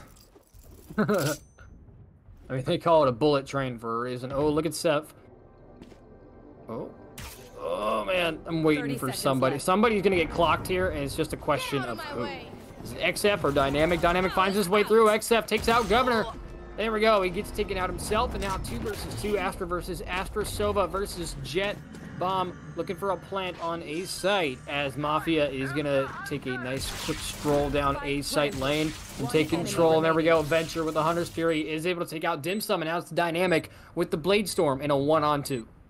This is brutal. Dynamic could definitely win this, but that trade from Seth did so much in terms of keeping them in the game. I think he actually got tagged by that dart, unfortunately. Just barely missed it with the Cloudburst, but when they know where you are, it's pretty easy to win that 1v2. Yeah, very unfortunate positioning from that Jet there. And now Goodfellow's going to get their 3rd point on the board. Yeah, they're looking for the operator, I believe. Oh, is that what they're doing? Was there an up? Yeah, it was over on Catwalk, so... You're right. Fiend had it. Fiend had infantry up. Yeah, Rebo did find it. You're right, it was on Cats. Exactly where he almost picked off Dynamic mid there, but fortunately, Governor had homies back and just... There we go. Yeah. Bit of a buy-up here from Mafia. Once again, we do have that Ares for Governor, but... He's a Sova player, so LMG is life. Let's go. I mean, you're not wrong. As a Sova main, you're not wrong. Oh, look. Oh, he's going to try and trade with an Odin. Oh, man. This is, I don't even know what to make of this. Interesting bit of a turret there. Fiend takes out Miniature on the other side of the map. That is the only player from Mafia over on that A side. So now here comes the execute. Ooh, Seth. Nice and quick takedown onto Dynamic. He's on site there with that Sova, and now it's a 3 versus 5. And Mafia still has bombs, so this is still doable. It's still plantable. They just have to get on site before the rotate comes through for Goodfellas. And now, oh, Dim Sum goes down, and that is going to give Goodfellas a nice little tie. 4-4 now. Lots of really nice angles being set up there by Goodfellas, all off the back of just a couple picks. Being able to pick off Miniature means that you don't need to put so much focus forward to try and find information. Being able to take him out with that operator meant they pretty much knew he was the only one there. They guesstimated a little bit there, but then on the other side of the map, you had Seth win that trade over Dynamic, and that really opened up the map again because that has been so consistently one of their best openers that you remove that, you fall back into the site a little bit more, just hold that angle hard and, you know, let the bullets do their own thing. What? Ooh, speaking of bullets doing things, Miniature's just found the head of Rebo, and that's going to kick it off. He's going to be able to get the Neural Theft down, find all the information he needs, but Doc, do you see it? Do you see it? Bomb is still down in A site, or in A spawn, attacker spawn. So they're going to have to make some weird maneuvers here to be able to either recover that or finish the round without it. It's just a save round. They don't need to worry about it. They do pick it up anyway, but it's just, yeah, it's not the end of the world. We do see good old Fiend there with the best op skin in the game. They'll make it my. work too. Spike down A. Oh, the infantry? That's your favorite op? I also have that. I also have the, the infantry. I bought the whole set. It was $20. Why not? Oh, nice little flash coming in. It's a 1 versus 4. This is not amazing for Nilly. Only has like 15 HP on top of it, so Yeah. just gonna have to dry Oh, peek Chico. it out, and Fiend able to close out the 3K there. Ties it back up once again, 4-4. Yeah, very unfortunate there for Nilly. 5-4 actually. It is 5-4. It's been there we go. That's finally it finally breaks the 2-win streak. For a while there was Mafia with 2, then Goodfellas with 2 in return. Mafia came back with 2, but now Goodfellas on a little bit of a streak. They got 3 rounds in a row. 3 rounds to go in the half, so this is not impossible for obviously it's only a 1-round deficit, so this is still anyone's first half. This could end up being 6-6, it could end up being 7-5, 8-4, we don't know. At this point, it's still anyone's half. And Fiend is in a one hell of a position with that op, but unfortunately, no one's gonna peek him right off the bat. Yeah, very slow play this time here coming in from the Mafia, which has been a little bit more of their MO. They've done really well playing slow, decided play. The couple times we have seen them just full on W key, ego themselves onto a site, have been some of their more, hard losses. But this time they're taking their time, trying to buy some space without losing too much. They're just using some of that utility, trying to get forward, and they've gained some ground, but is it going to be enough is the question, as we do see cheat codes Wolf getting obliterated there from Governor. Is that a wolf? What animal? Me and Mick had that discussion. Another caster had that. I don't know what. The Tasmanian devil? Did a cat? We don't know. Governor starting things off with the first pick of the round at 40 seconds now. 4 versus 5. Bomb is still up in the hands of Mafia, so they're gonna have to think about what site they want to go to. But the problem is, the site they're closest to has got an op and a friend as well in B main, but they're pushing it anyways. Rebo's there waiting, as is Fiend. Fiend with the op, whiffs the shot onto Dynamic. It's going to give him enough time for him and his buddy to get out of that bad situation, but it also gives Mafia the time they needed to do a whole rotate over to A. But Goodfellas is nice and smart. They're going to pick up on that rotate. Governor has no HP, he's just hiding. Yeah, oh, we got team block, Nilly. Oh, Fiend, nice little shot there. Governor also going to take out Fiend, and now it's Rebo. Somehow, that was very unfortunate. Mafia just ran out of time at the end of the day, and Rebo staying mid, staying alive, basically won them that round. If he would have died, it would have been a whole nother story. But unfortunately for Mafia, it's going to be a 2-round deficit now, 6-4, but this is still anyone's first half. It's only a 2-round deficit. Yeah, that was just... It seems like Mafia are getting frazzled on the map. Because, I mean, what we saw earlier from them, again, it wasn't their map pick in Series 1 either. But the team that they were going up against, Lemonade Stand, just didn't seem to have the fragging power that Mafia do. Now that they're going up against Goodfellas, who clearly do have the fragging power, it seems like the Mafia strat book is looking a little flimsy at the moment. Yeah, it's always been a thing for me to watch how these teams play against different teams. They could play one strat against another team, and then another team comes in, it's a completely opposite strategy. So it's very interesting to see this. Fiend barely missing that shot on Dynamic. Dynamic's on site, and he's ready. He's got the perfect angle to do some real damage here. But Venture's going to pick up his third by taking out Dynamic, and now it's suddenly a 1 versus 1 as Governor going to pick up 3 of his own. A one-on-one situation here for Seth and Governor. Bomb has been planted on a site. Seth coming from heaven. The Aldrum getting information. Governor was ready, but Seth is just that much quicker with the spray control, and there we go. 7-4. One more round in the half.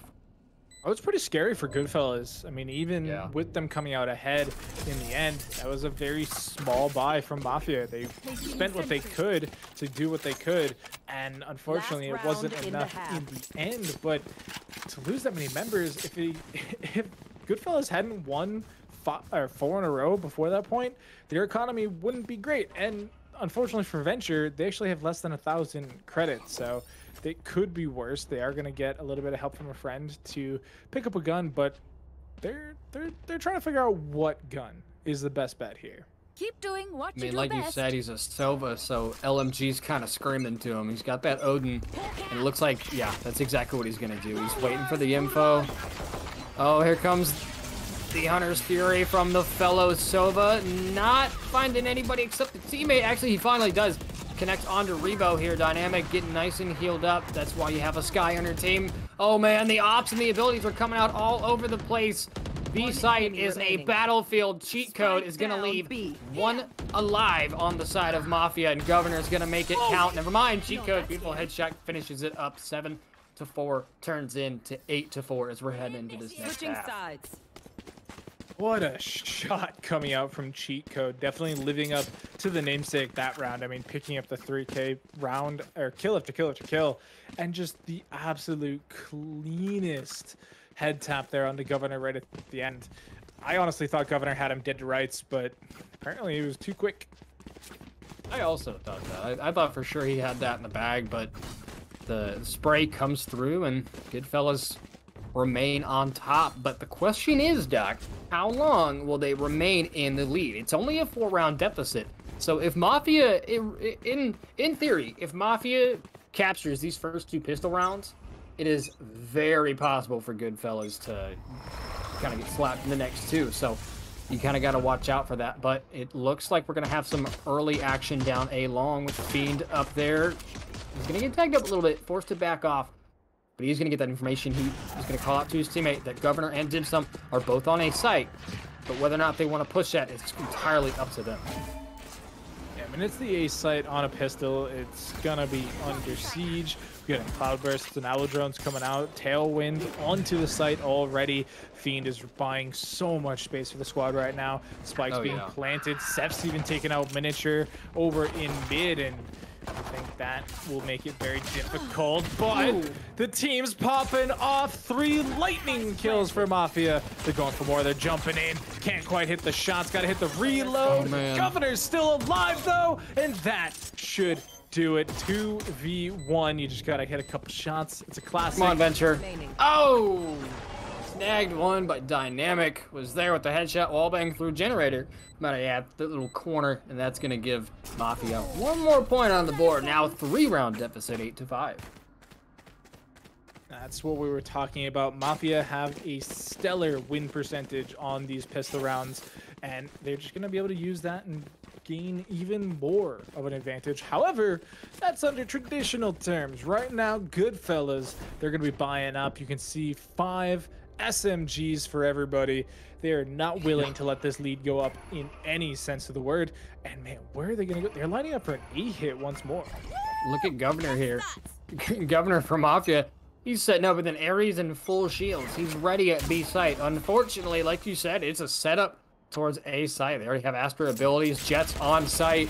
Miniatures trapped. Picks up 2. Beautiful spray control from him through the cages. Looking for a 3rd. Rebo finds him. 4 versus 3 now, as they are going to be able to get onto site. But is Seth going to be able to plant bomb here? He goes for the plant. Oh, Governor, beautiful wallbang headshot through there. And now, oh man, Governor picks up another. Venture picks up 2 of his own. Nilly finishes it off in that 1v1, and that's going to be Mafia getting a 6th point on the board. A beautiful execution on that retake from Mafia.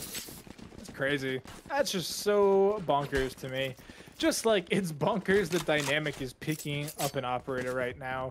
So rich at heart, but honestly, we're going up against a pistol round, and how many times have I seen operators on a pistol round just get fully overwhelmed by people just being like, "Yeah, he can't kill all of us, right? Right? Right? I mean, right? Somebody can. He's set up in mid, so they're not there. They're going through B garage. They're like, guys, we've fed him enough. We're gonna head elsewhere. See, look at the plays there. That was so smart on Goodfellas' part, because they allowed 1 member to get tagged up by that Sova drone, and that's all the information they have. It's just that 1 guy. So, but they are gonna. Oh, that's the thing about Sovas. He's able to get. Oh, potentially limitless information. And that's going to find Fiend with a beautiful wall bang. Here comes the flash support from Sky. Governor takes out Steph. And now 3 versus 5. Rebo is in not the best situation. Finds Dynamic. 4 versus 3 now as Governor's able to pick up that op. But is he going to be able to land this shot? Beautiful. Finds the left hip of Rebo, right in the rib cage there. Meanwhile, Goodfellas looking for an entrance onto A site, but they got to be careful of that cipher trap wire on the ground. That door being closed is hugely problematic for Mafia as well. Because yeah, they have no information. It completely bit them in the back that they now have to break through their own door. They thought they were going to be able to have an advantage to, do something with it, but thankfully for them, there's only 4 HP onto Venture, so a stiff breeze will really knock him out. You might even be able to just hit him with this flash and kill him, but entirely possible. Surprised Chico doesn't have any. Oh man, that was just a quick little cleanup. You called it. What was great is he took out Governor with the operator and just like cleaned his clock just like effortlessly. Yeah, we're seeing Governor just like slowly walk up like do bang. He just falls over and he's like, all right then, it's just whatever. Yeah, unfortunately the heals weren't there for cheat code. I guess I don't know if he used them all or if he just didn't buy them that round, but it's gonna cost Venture his life there, and now I mean, it was 6 in a row for Goodfellas, right? And now all of a sudden it's Mafia coming back 3 in a row for themselves, and now it's at a 1-round difference, 8-7. Look at the op setup, not gonna find anybody. Fiend spots 2 of them though, heading straight towards Cat, getting really aggressive here.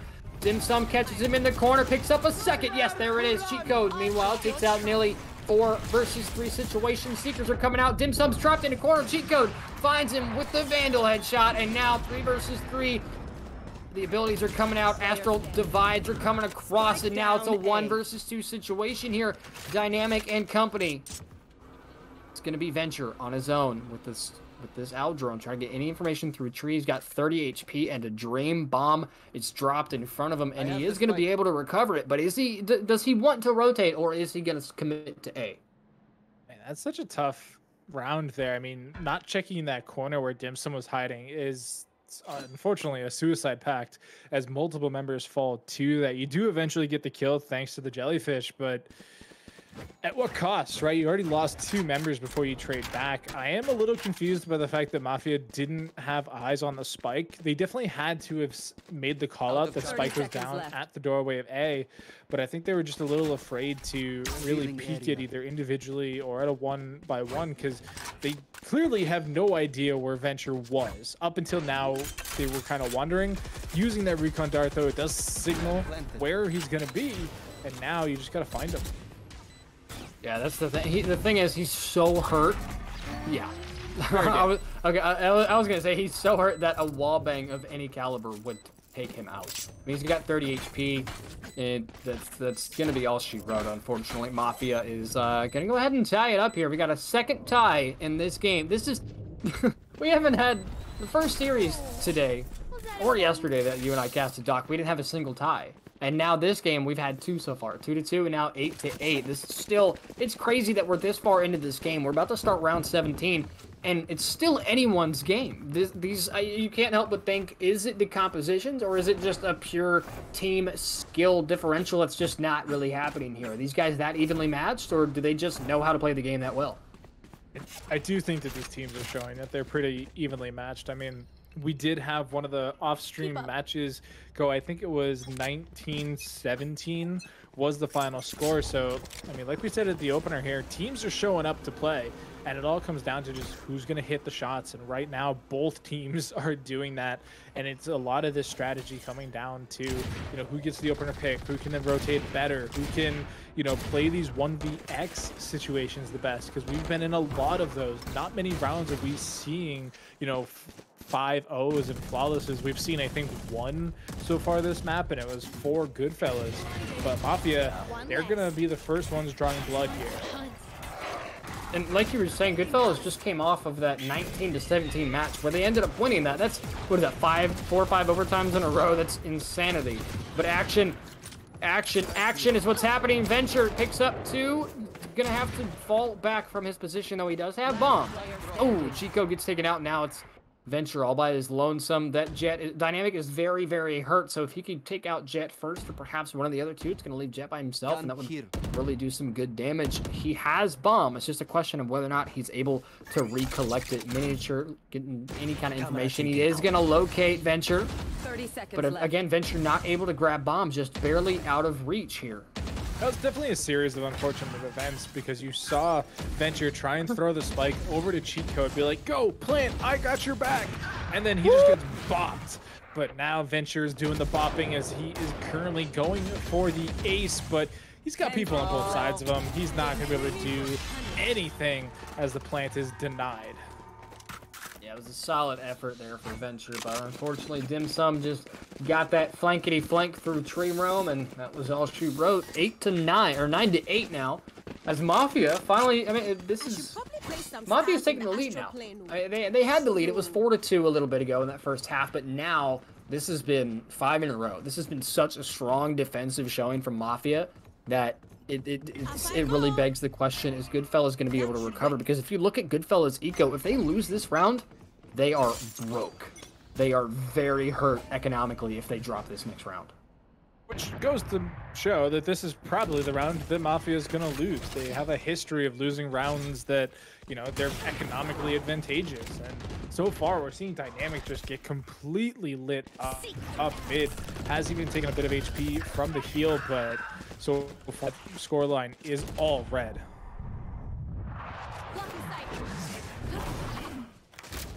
Red is, I mean, Red is basically, I mean, Goodfellas. If you're a fan of Goodfellas, that's exactly what you want to see. If we have a 2-man deficit for Mafia, it's not a great situation for them as they're on the retake now. Now, who they're on the retake is Cheat Code's going to be able to plant, and it's going to be this lonely man named Governor. Picks up Seth, but now he's in a 1 versus 3, and he's on that retake. Sova pings are coming in, the abilities are being traded. Fiend gonna find him, and that's gonna tie it up 9-9 again. And you know what? I called it. And you can't even say Cast a Curse, chat, because they've been doing that all day. So it's not my fault they lose rounds they're supposed to win. And now look at them. They are dead broke. It's the exact situation you were just saying. Goodfellas are going to find themselves in. And that is just brutal for the side of the Mafia. Because now they're tied up again back at 9-9. And presumably they're going to fall behind Goodfellas taking it to 10-9 and being the first ones to double digits.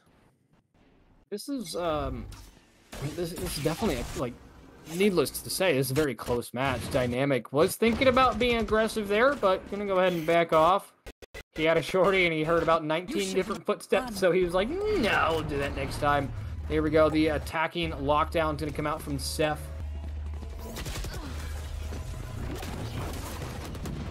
Going to be one hell of an entrance here for Goodfellas. They are able to drop a body on the side of Mafia, and it's going to give them the room they need to get to site. Now bomb being planted.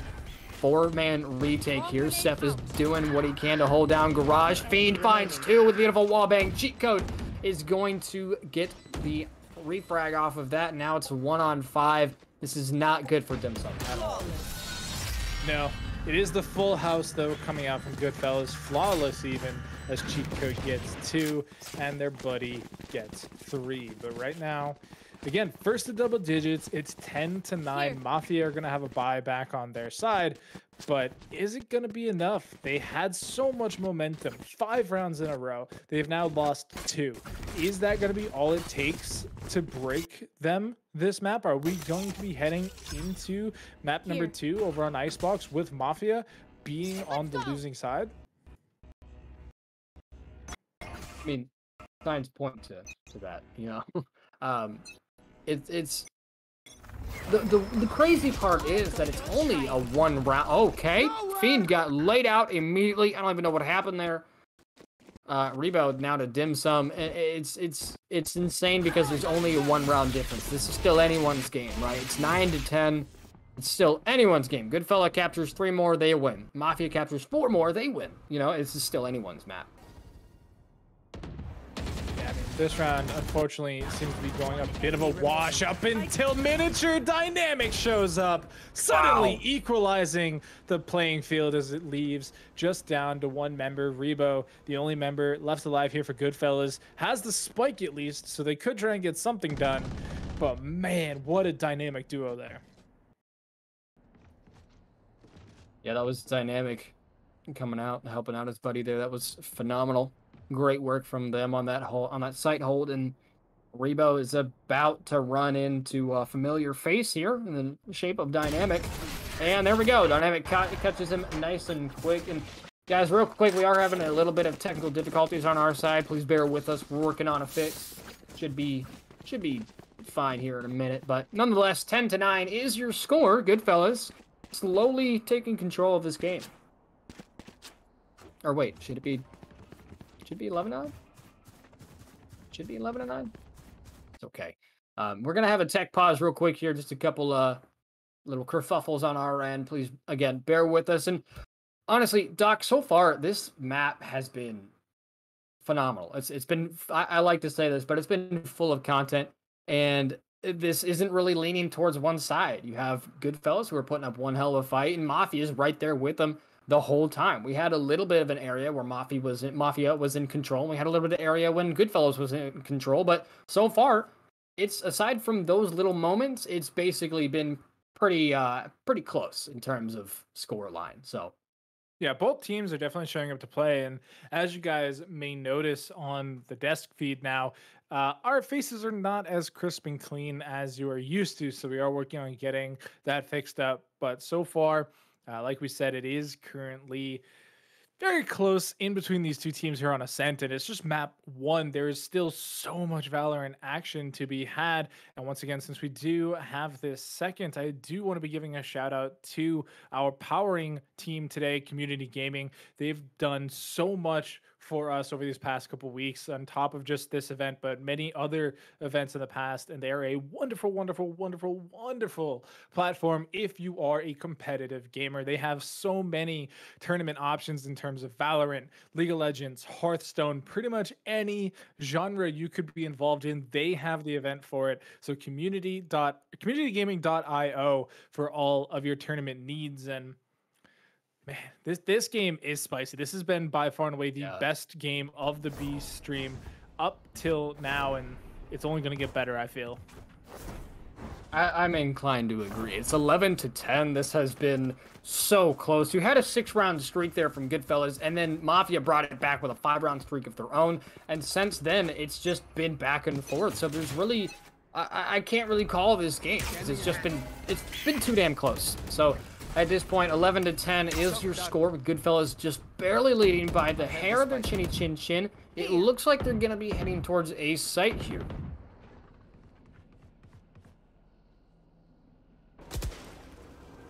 So far, so good as Miniature gets aggressive, but he gets double peaked there. Steph's going to be the one that takes that eventually, but that is not the start to the round the Mafia wanted.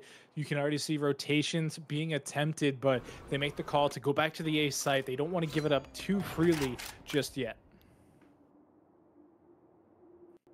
Yeah, that's the thing. If they give up that area, then it's no bueno from there. They're at a deficit in terms of territory, because whether you like it or not, if you control mid, especially on a map like Ascent where there's literally 4 entry points into mid, one team straight both sites, and one from either spawn. So if it comes to a map like Ascent or Icebox, mid control is everything.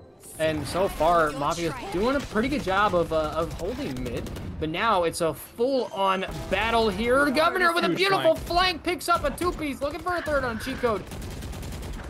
Wallbang comes through, tags up Fiend to Smidge in there, and Fiend gonna pick up a 2-piece. Dynamic as well. Governor is there for the final trade, and that's gonna be 11-11. Doc, make a wish with me, my man. It's all tied up.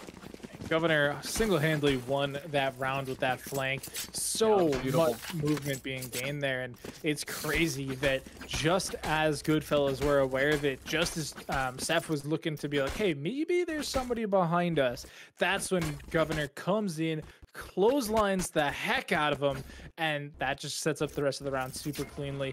Governor doesn't get a frag after that, but it doesn't matter because it just bought so much room for the rest of the team to come in and clean house.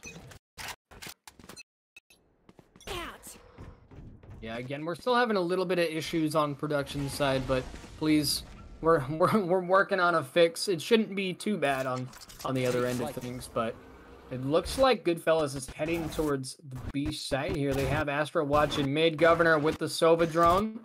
Not able to tag up Fiend. Dynamic takes him out. There to help out his buddy. And now it's a 4 versus 5 situation as Goodfellas looking to flood B site here.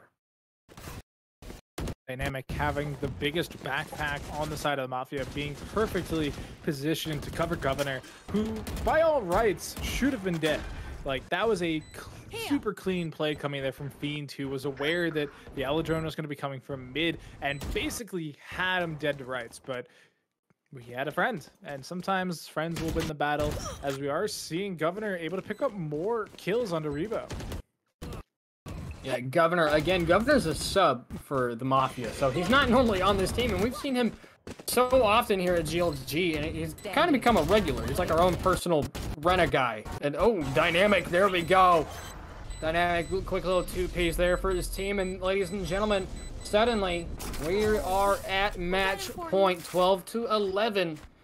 Goodfellas, either they give Mafia the map or they turn it into an overtime, and either at this point is very, very possible.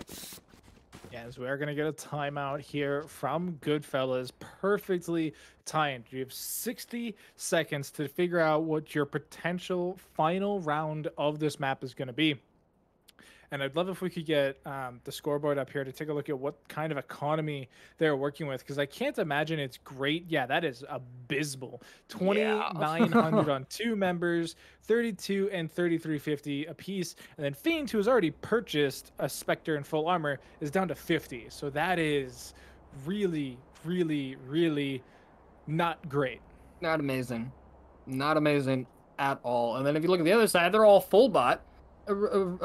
Except for Dim Sum, with the exception of Dim Sum, the entirety of the team is full bot with full armor and rifles, and they're still got 1,800, 750 left for Nilias and Dynamic, respectively. But I mean, all in all, there is a very large difference with Eco here, and if Mafia were to drop this next round, that's going to give Goodfellas the economical boost that they need.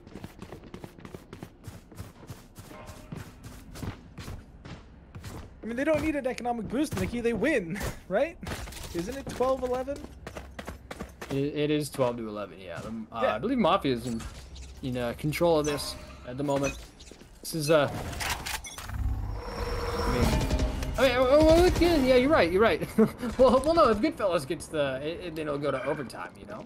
And then look at this. They're finding people everywhere. Huge pincer maneuver coming in from Goodfellas. They're definitely going to check this corner this time. There's no way Dim Sum gets away with it for free. Oh, does! Rebo snaps on him. Dynamic trades out, but Fiend is still there. That A site is completely open, and even on a 1-for-1 trade, it's now fully in control of the Goodfellas. And I have to imagine we're going to overtime at this point. Spike planted. You should run. I gotta give it to Justin on that opening pick with the Bulldog. It was beautiful. That wasn't Justin, was it? Was that KD? The kill fight there. Nonetheless, now 2 versus 3. Hunter Theory comes out for Goodfellas. That's gonna rip Governor off of this plane of Earth, and I think we're gonna see a tied game here as Mafia's only got 1 man left alive, and that's gonna be Millie. He's gonna get taken out, and there we go. All tied up. Switching sides. Heading into overtime. Yeah, so this is going to be the first overtime, I believe, of the entire B stream this weekend. And what 2 teams better for it? The winner here of this series does go into grand finals, by the way. So this is a huge, huge, huge match to win for either side. And so far, they're really playing for it. Yeah, and I just want to remind the audience, guys, this is only the 3rd map we've seen today. This is only the 2nd match. We're in the 1st map of the 2nd match, so this is still game 2, but we're on map 1 for the 2nd game. We're on a set, and if it no matter who wins on this one, we're going to Icebox, and then provided we'll have a third game, but I don't know. It all depends on how this first one goes. This has been so close because, in my opinion, Ascent is the most fair split map that you can get in this game. I think Ascent and Split are both very equal in terms of there is no favored side, attack or defense. I think it's very even on both sides. Agree. I think Ascent is currently the most even map, and I like that so far the Mafia didn't actually break down the market door. They just got very, very low, prepping in case they do want to bust it down and just, you know, go full aggression. But Fiend is very deep into the attacker side, does have a little bit of backup here from Seth as well, so they could go for a quick flank if it comes down to it. Venture at the top of this mid position is very aware that people are in market. And look at that. Billy tries to get aggressive. Tries to defend her turret, really. That bird. And that's why they break the door that bad, because now B-side is basically owned by Mafia. They do have bomb in their hand. There are two more Goodfellas on site, but they're going to take him out nice and quick. And now it's a 3 versus 4 retake as Governor is going to be able to get bomb down. Here comes Venture down the stairs. Beautiful, beautiful wallbang on the Governor. Dim Sum and Dynamic pick up one apiece, and now it's a Rebo 1 versus 3 situation. He spots the head, give Dynamic a little haircut. Same to Dim Sum. No, Dim Sum's going to find the head of Rebo. And now 13 to 12 as Mafia Switching sides. is now in Match they're back in point. charge. Yeah, and so for those of you who are unaware of the current overtime rules, it is win by 2. You have to win 1 round should on play each some Astro side. Stars in 1 this attack, reality. 1 defend. Now that the Mafia won their attacking round, you can see them swap over here to the defending side, and they have to hold off Goodfellas. If they are successful in that, then they will be taking map 1, obviously 14 to 2. If, however, they are unsuccessful and Goodfellas Careful. are able to take the map or round, excuse me, then we will be heading into a second overtime where once again it resets and you got to win by 2. Yeah, and again, for this to be just map 1 in this second series is pretty crazy that it's this close on map 1. Mafia already drawing first blood there thanks to Dynamic, who has once again been so brutal for the team as they just traded back eventually by Seth, who takes out for Miniature. And now look at this, following the bird, but will they expect the mid person? Oh, Dynamic wasn't ready. Fiend was there. He was very, very ready. Rebo gonna get get one, but also gets traded out. 2 versus 2 now. Sylvan and Jet versus One enemy Sova and remaining. Astra. There we go. Governor takes out Fiend. 1 versus 2. It's gonna be Venture by himself. The Aldrome gets taken out. Here comes the recon trying to get any information.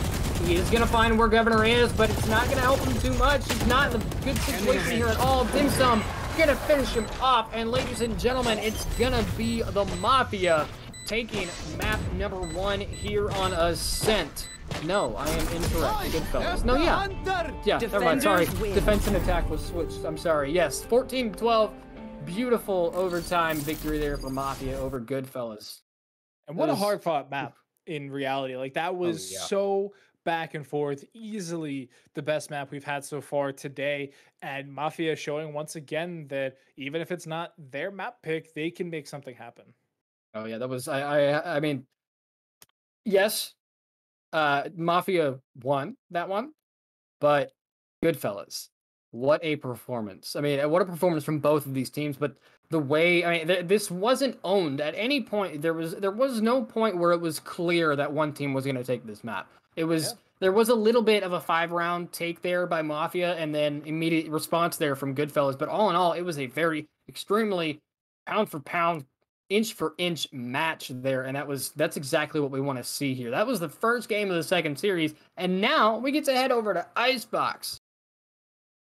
Yeah, some people's favorite, not my own personally. No. But yeah, we do still have more Valorant action for you here today. And if you guys are in the East Rochester area, be sure to check out the Player Zone LAN Center. They have everything you need to be the best gamer you want to be. And they've been so gracious to help us put on this tournament this weekend. So with that, we are going to be taking a short break while we set up for map number 2. So stay tuned and we'll be right back.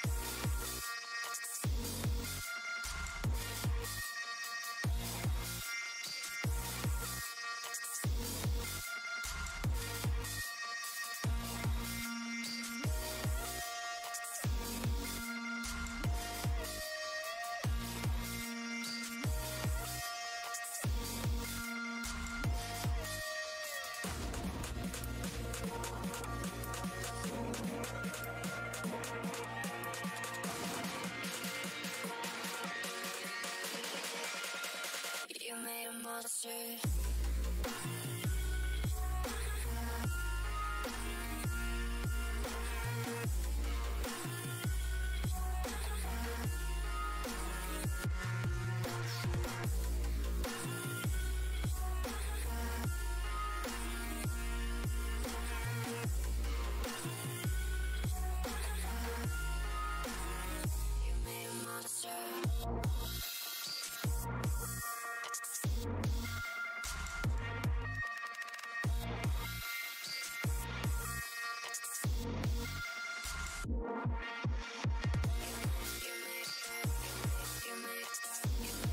made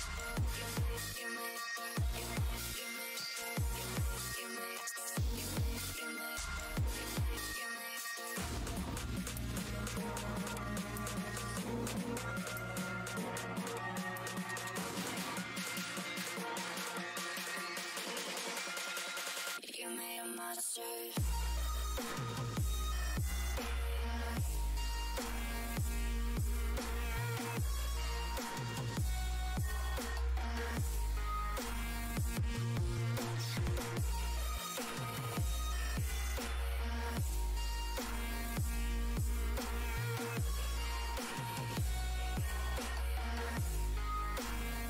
You made a monster.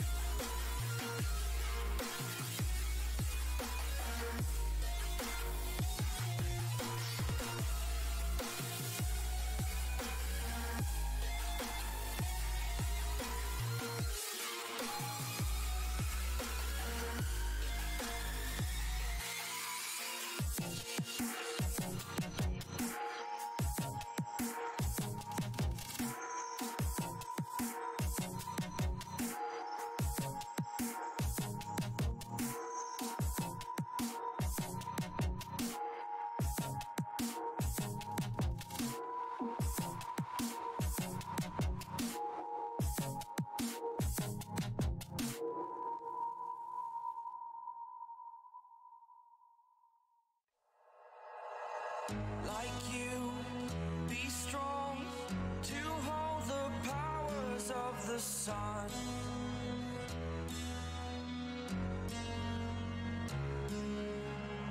To dream, believe in strength. Now I'm the only one, only one.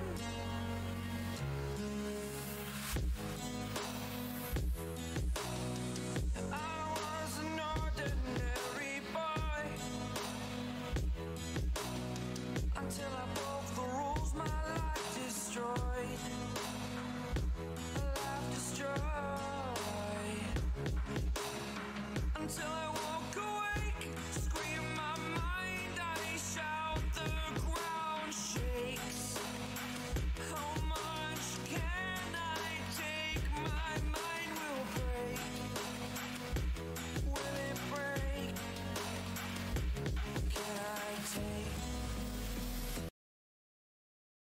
Ladies and gentlemen, welcome back to day number 2 of the Player Zone 2K tournament. Here, hosted by GLG. I am your boy, Sir Mickey. Joining me is my guy, Doctor. How you doing, man? Did you enjoy your break? Yeah, it was nice. I finished a Genshin quest, and now we're here.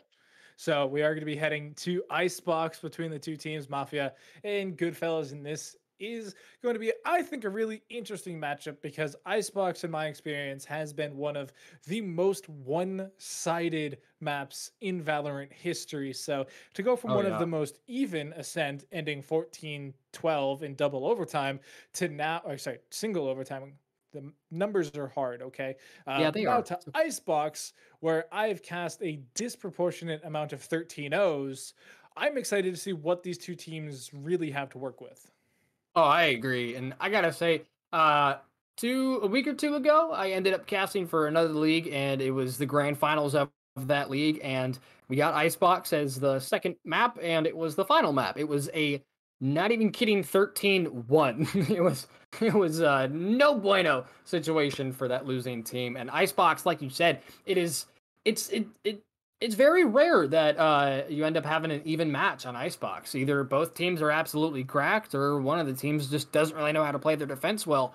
But either way, Icebox is one of those maps that the community just kind of looks at in absolute disgust and disdain. But all in all, whether you love it or hate it, Icebox has become one of the most important maps in the game, strictly because it's a wild card. They're so close quarters. This is a map where your duelists and your flashers really thrive, and especially the guys who can get up high, Jett, Raze, Omen, the guys who can get up and get those, what are those words? Those vertical standpoints, because of the elevation on A site and B site alone. Both sites, this entire map in general, has nothing but look straight up or you're gonna die situations. So it's a very, very interesting map, to say the least. But Icebox has had is that it's brought Viper back into the meta. That's the only thing Icebox has done for the community, because Viper is waifu, and there's just no, I'm not hearing any other conversations about it. So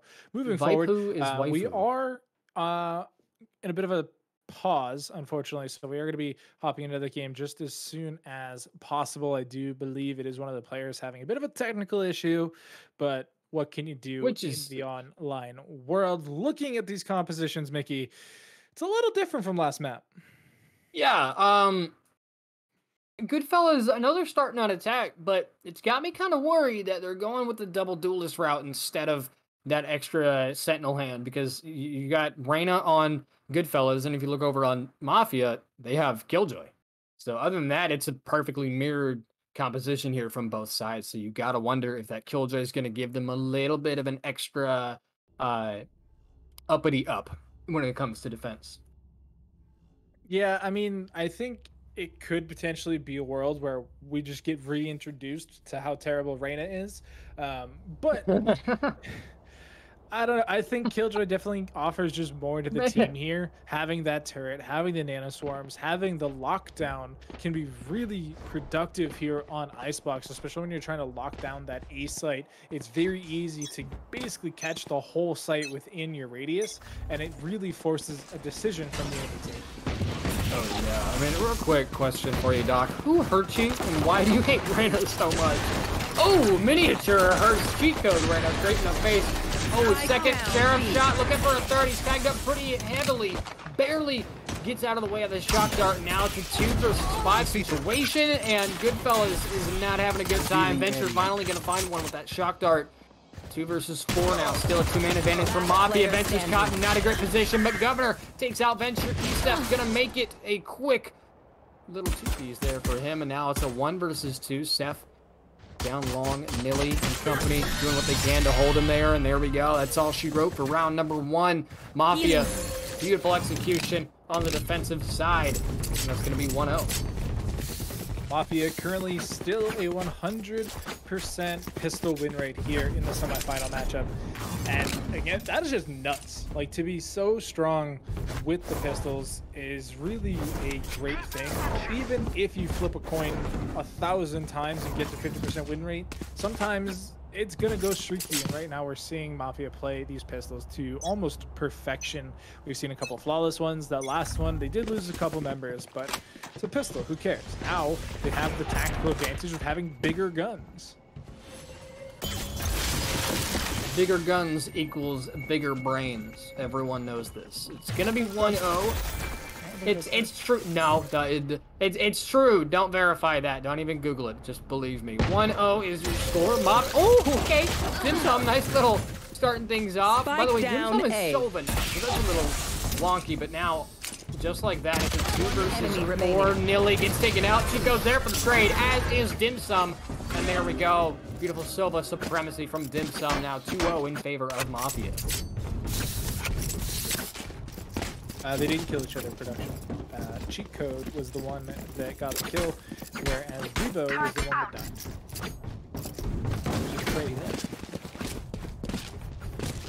that died. Not in a trade like Tarkov or Call of Duty sense. It was a trade in my friend killed you for killing me.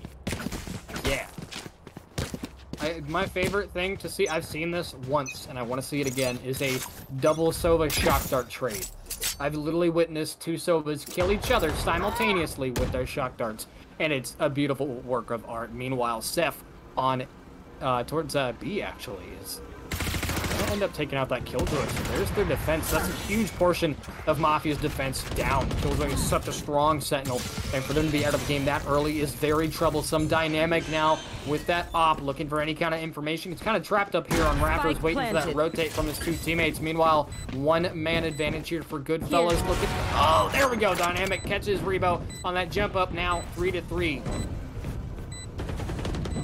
Very doable on the side of Goodfellas. They have a little bit of a weapon advantage, especially since the Guardian just gonna get slapped down by Cheat Code. Goes for the heal up as well, back to 150 HP. And yeah, that's one tappable for this Sheriff, but still gonna hit your shot right now with that time ticking so far gone. I do think this is going to be a save call coming in. You can actually see Dynamic all the way on the other side of the map already. Just not even gonna pretend like they're challenging for this spike. Yeah, there we go. Goodfellas. Gonna get the first point on the board here. Dynamic, I mean, that was, there's no arguing there. I mean, Dynamic made the right decision to save that up. Just chill, get yourself some econ. And there we go, 2-1 now. As Goodfellas finally able to get in the mix. And again, this is kind of how the last map started on Ascent. You had those early 2 in a row from Mafia, and then we had an immediate response from Goodfellas with 2 in a row in their own.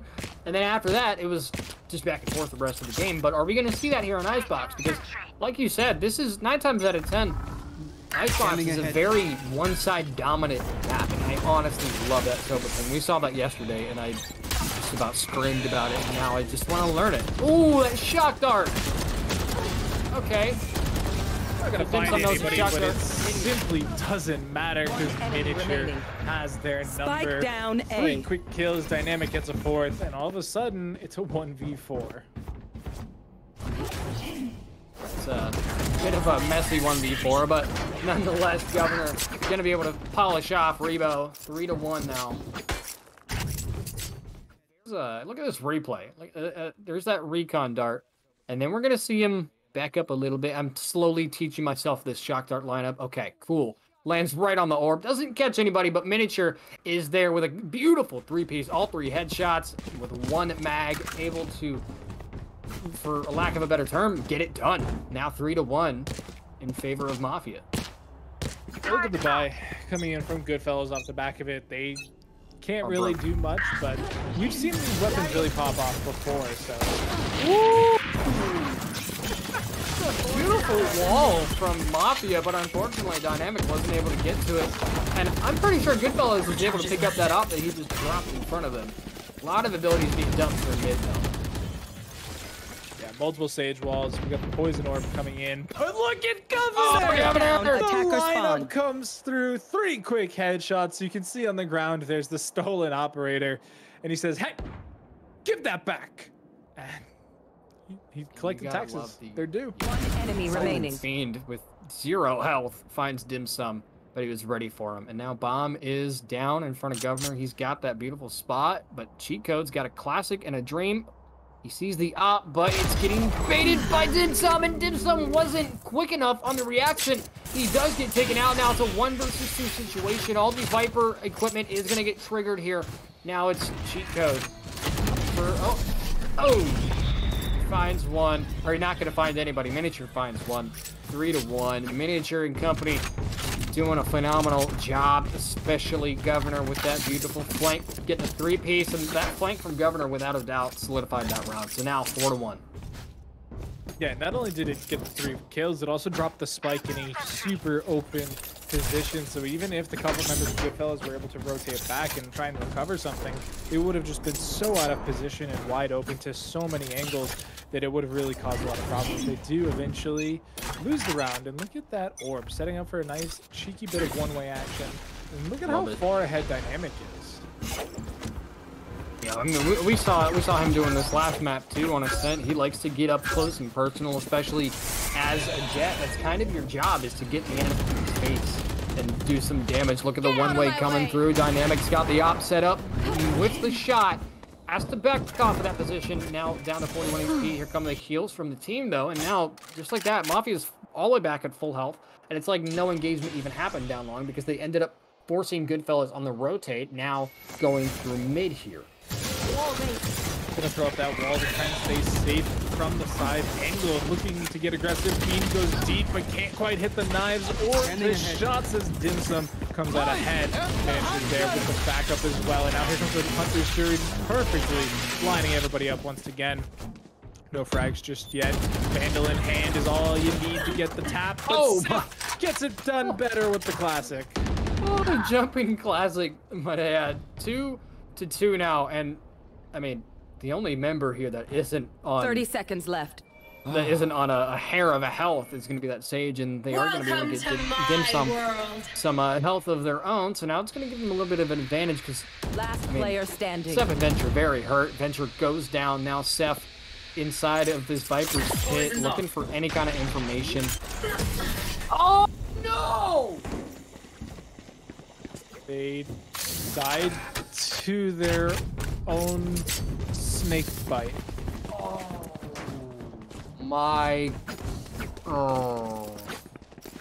The question is, Doc, do you Alt F4 at that point? Because I do. You know what, chat? Can I get some Keck W's for dying to your own, snake bite? Poor Seth, man. Oh, 3 HP, and it just landed perfectly, but I don't think obviously he didn't count on on that snake bite leaking through the floor somehow, because who likes physics anyways? Beautiful push here from Nilly, getting aggressive as Sage. Targets destroyed. Picking up a nice little 2-piece early on, and here we go. Goodfellas almost on A site. They have the Killjoy to worry about, though. Miniature pops bad, and that's going to clear sight. So then beautiful shots onto Rebo. Now suddenly a 2 versus 5 situation turns into a 1-on-5. Dynamic doing work with the op, trying to create space. Governor's on the chase. Beautiful. Great control from him. Gonna take out Cheat Code now. 6-1 as a 5-round deficit comes through, and I almost wanted to say it's a 5-1 with a 4-round deficit because I kind of want to give Seth the. I mean, that was just unfortunate. That through the floor death from Seth there, but we are on a timeout. Still 6-1 as your score. Yes, this is going to be a timeout here from the attacking Goodfellas. They kind of need it, I would say. This is looking so much rougher for them than that last map, and unfortunately that is kind of how Icebox goes a lot. You know, it's very easy to get caught in a spiral downwards where you just don't have enough credits to really play the game plan that you want, and then when you do have the credits, you're going for these plays that seem like slam dunks, and all of a sudden you just get like one tapped, and you just 1G it, and it's tough.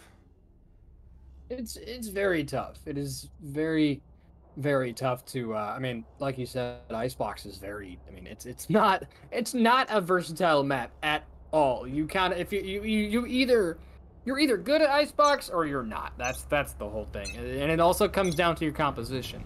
I think Killjoy being on the Mafia side and the lack of that extra sentinel for Goodfellas is really spelling defeat for them. I think that's really just a no bueno situation. I am unsure of what the for some reason I thought the round started, and I was really wondering. The pause timer sound is the same as the round start. Yeah. But, you know, quality of life, right? Look at how aggressive they're getting. They almost caught dim sum there. Look at that. We got the poison pit going on over on A site. They've decided they don't want to go there anymore. That's not they don't like it over there on the side of Goodfellas. They're all over B though. Would you like it over on that planted. I mean, miniature. Actually, six out his teammate. Oh man, Seth and cheat code, one apiece. 2 versus 5 now. Mafia's dropping like flies, and there we go. Goodfellas is not done quite yet with a beautiful flawless. Finally, they're showing up. They're using those abilities. They're using the money they have, and now they're gonna get their second on the board. 6-2 now. Things are heating up a little bit. We are going to see a full buy round from both sides now, and this has potential to go horribly wrong for Goodfellas once again. As you can see on our timeline here, they did win the 3rd round, only to fall short of the next few, and it's a spiral, right? Yeah. You win a round, you have some credits, you lose a round, you lose your credits. It's the circle of life. The circle of life. If Disney taught me anything, it's what goes around comes around. Look at this crosshair from Mini's. It's a very strange crosshair. I kind of want to try it, but it's all right. Got a minute 20 on the clock. So far, not too much movement. We got a couple abilities coming out on D long. Now we're going to have a push towards yellow from Goodfellas. Governor and company waiting for this peak. I mean, this is so weird. Yeah, that was interesting to see the Goodfellas shock dart landing on default. Obviously trying to force people back. That's a... Oh man, that's a dirty setup.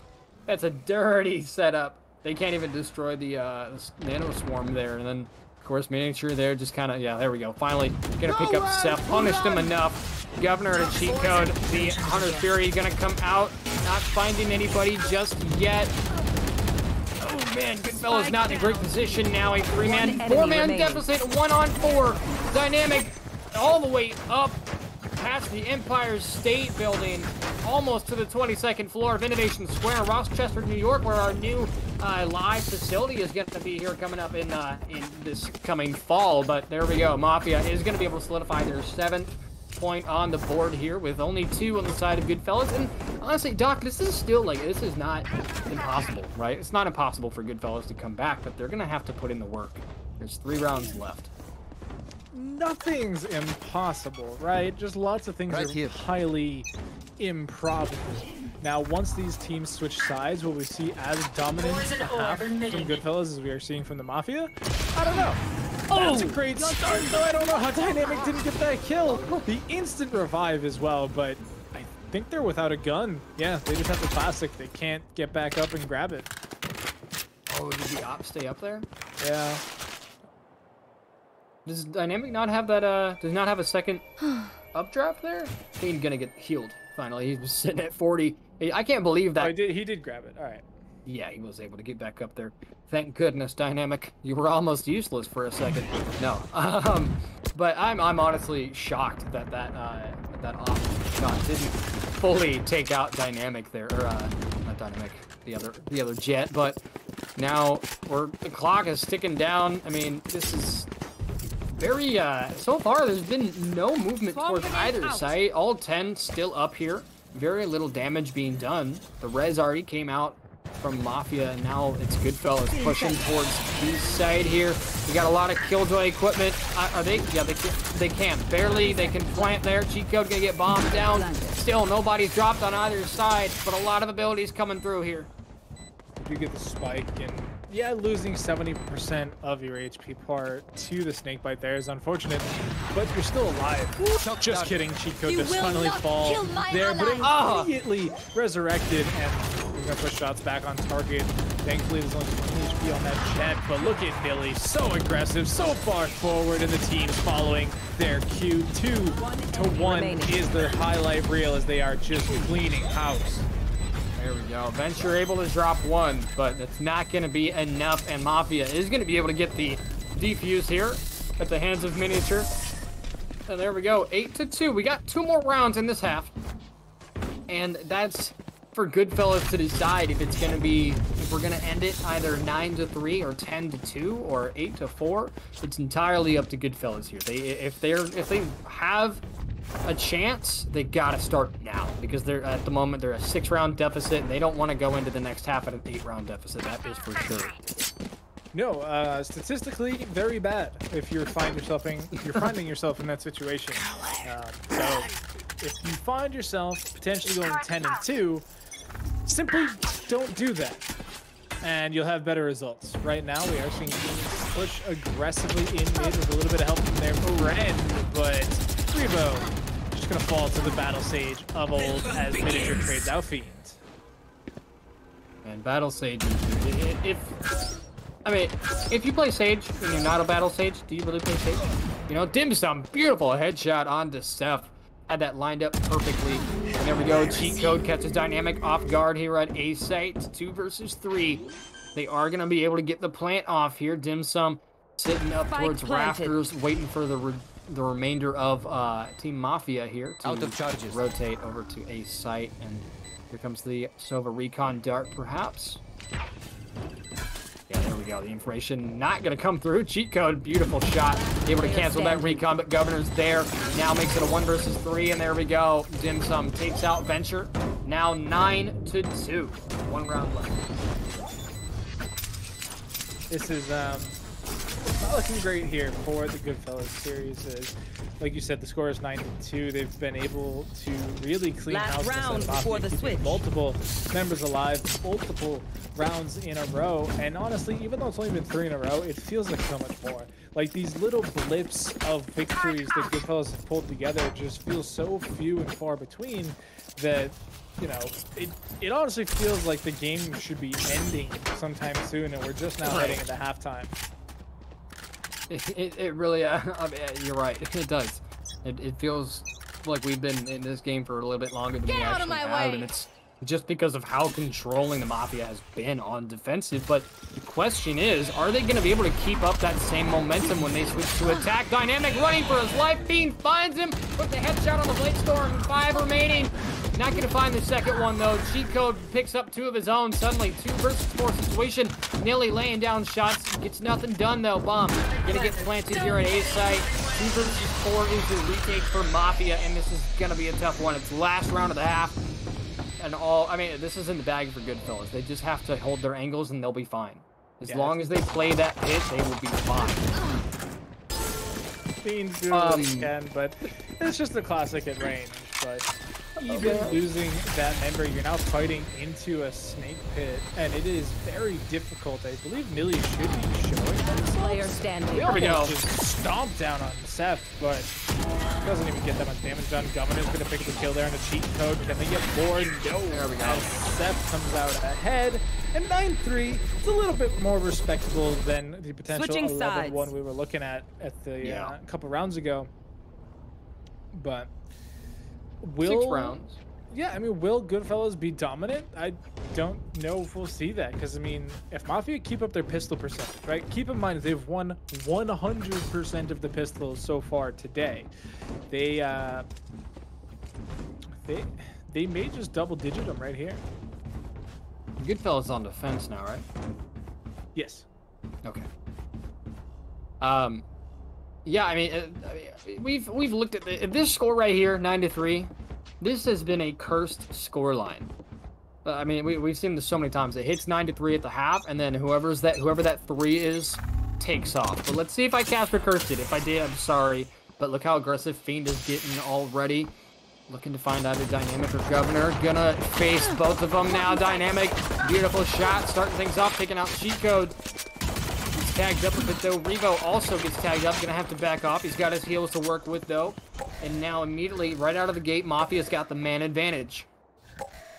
It's a really tough peek there from Goodfellas. You're fighting through a poison orb, so you're coming into sight, into view, with already that decayed HP bar. So you're largely not going to find yourself coming out ahead in those one-on-one trades. That time, the numbers advantage went Mafia's way. They get the frag. They're able to reposition. They're now very slowly pushing towards A, and Fiend is coming for the flank one more time. Will he be expecting the peek from Governor?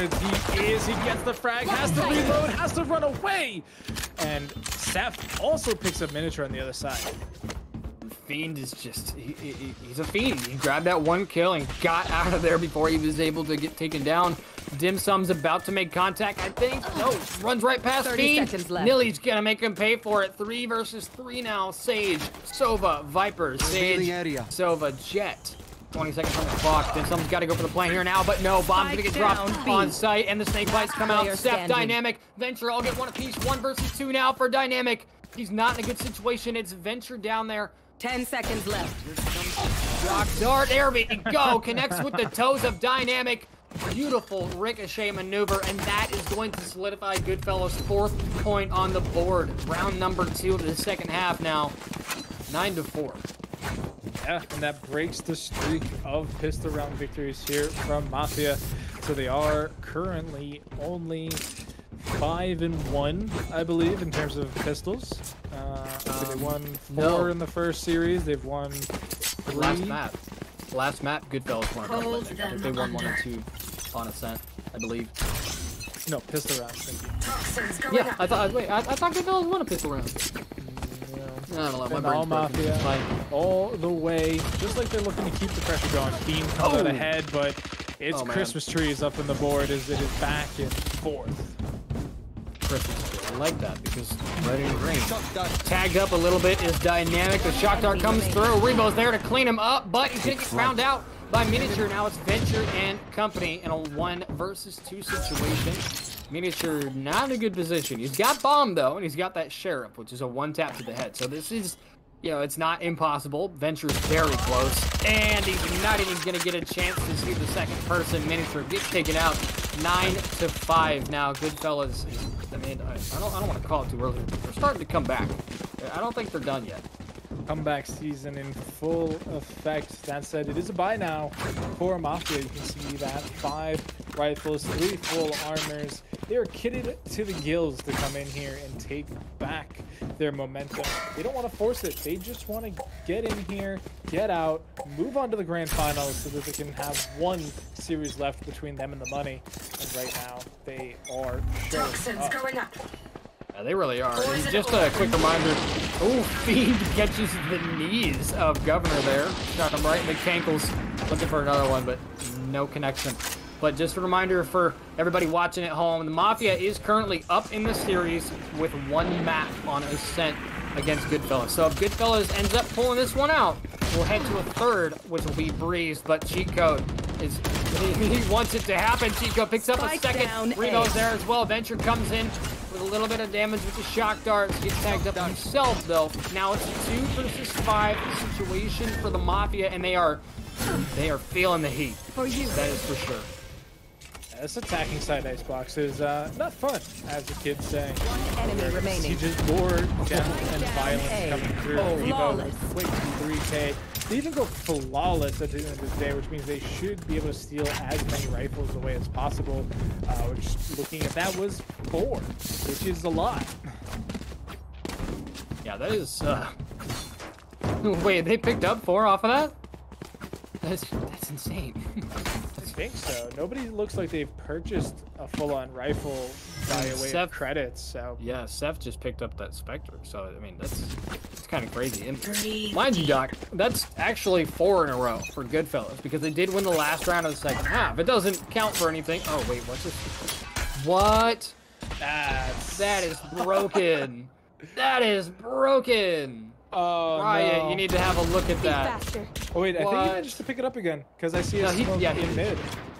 He did. He picked it up and placed it again, but that's still kind of. I mean, Oh well, these things happen. that's amazing. Just like that, some boy, dim sum boy, picks up Seth, who did all the work for nothing. Gets a tag on a Fiend and Oh. gets the trade. Lily was prepared. Yeah, Fiend dash right into the spray of Nilly. Here we go. That classic Sage wall is going to allow Governor to get bombed down now. And I love that play. Give Governor the rifle. He's been your stellar star up to this point. You want them in as good a position as possible to try and break down this wall. The L-Drones are out. Venture trying to find some information. He's going to tag off one member. But Dimson Boy getting healed up. What can they do from this position? Wait, did Nilly heal himself? One enemy remaining. Oh, suddenly a 1 versus 1. Oh. It is over.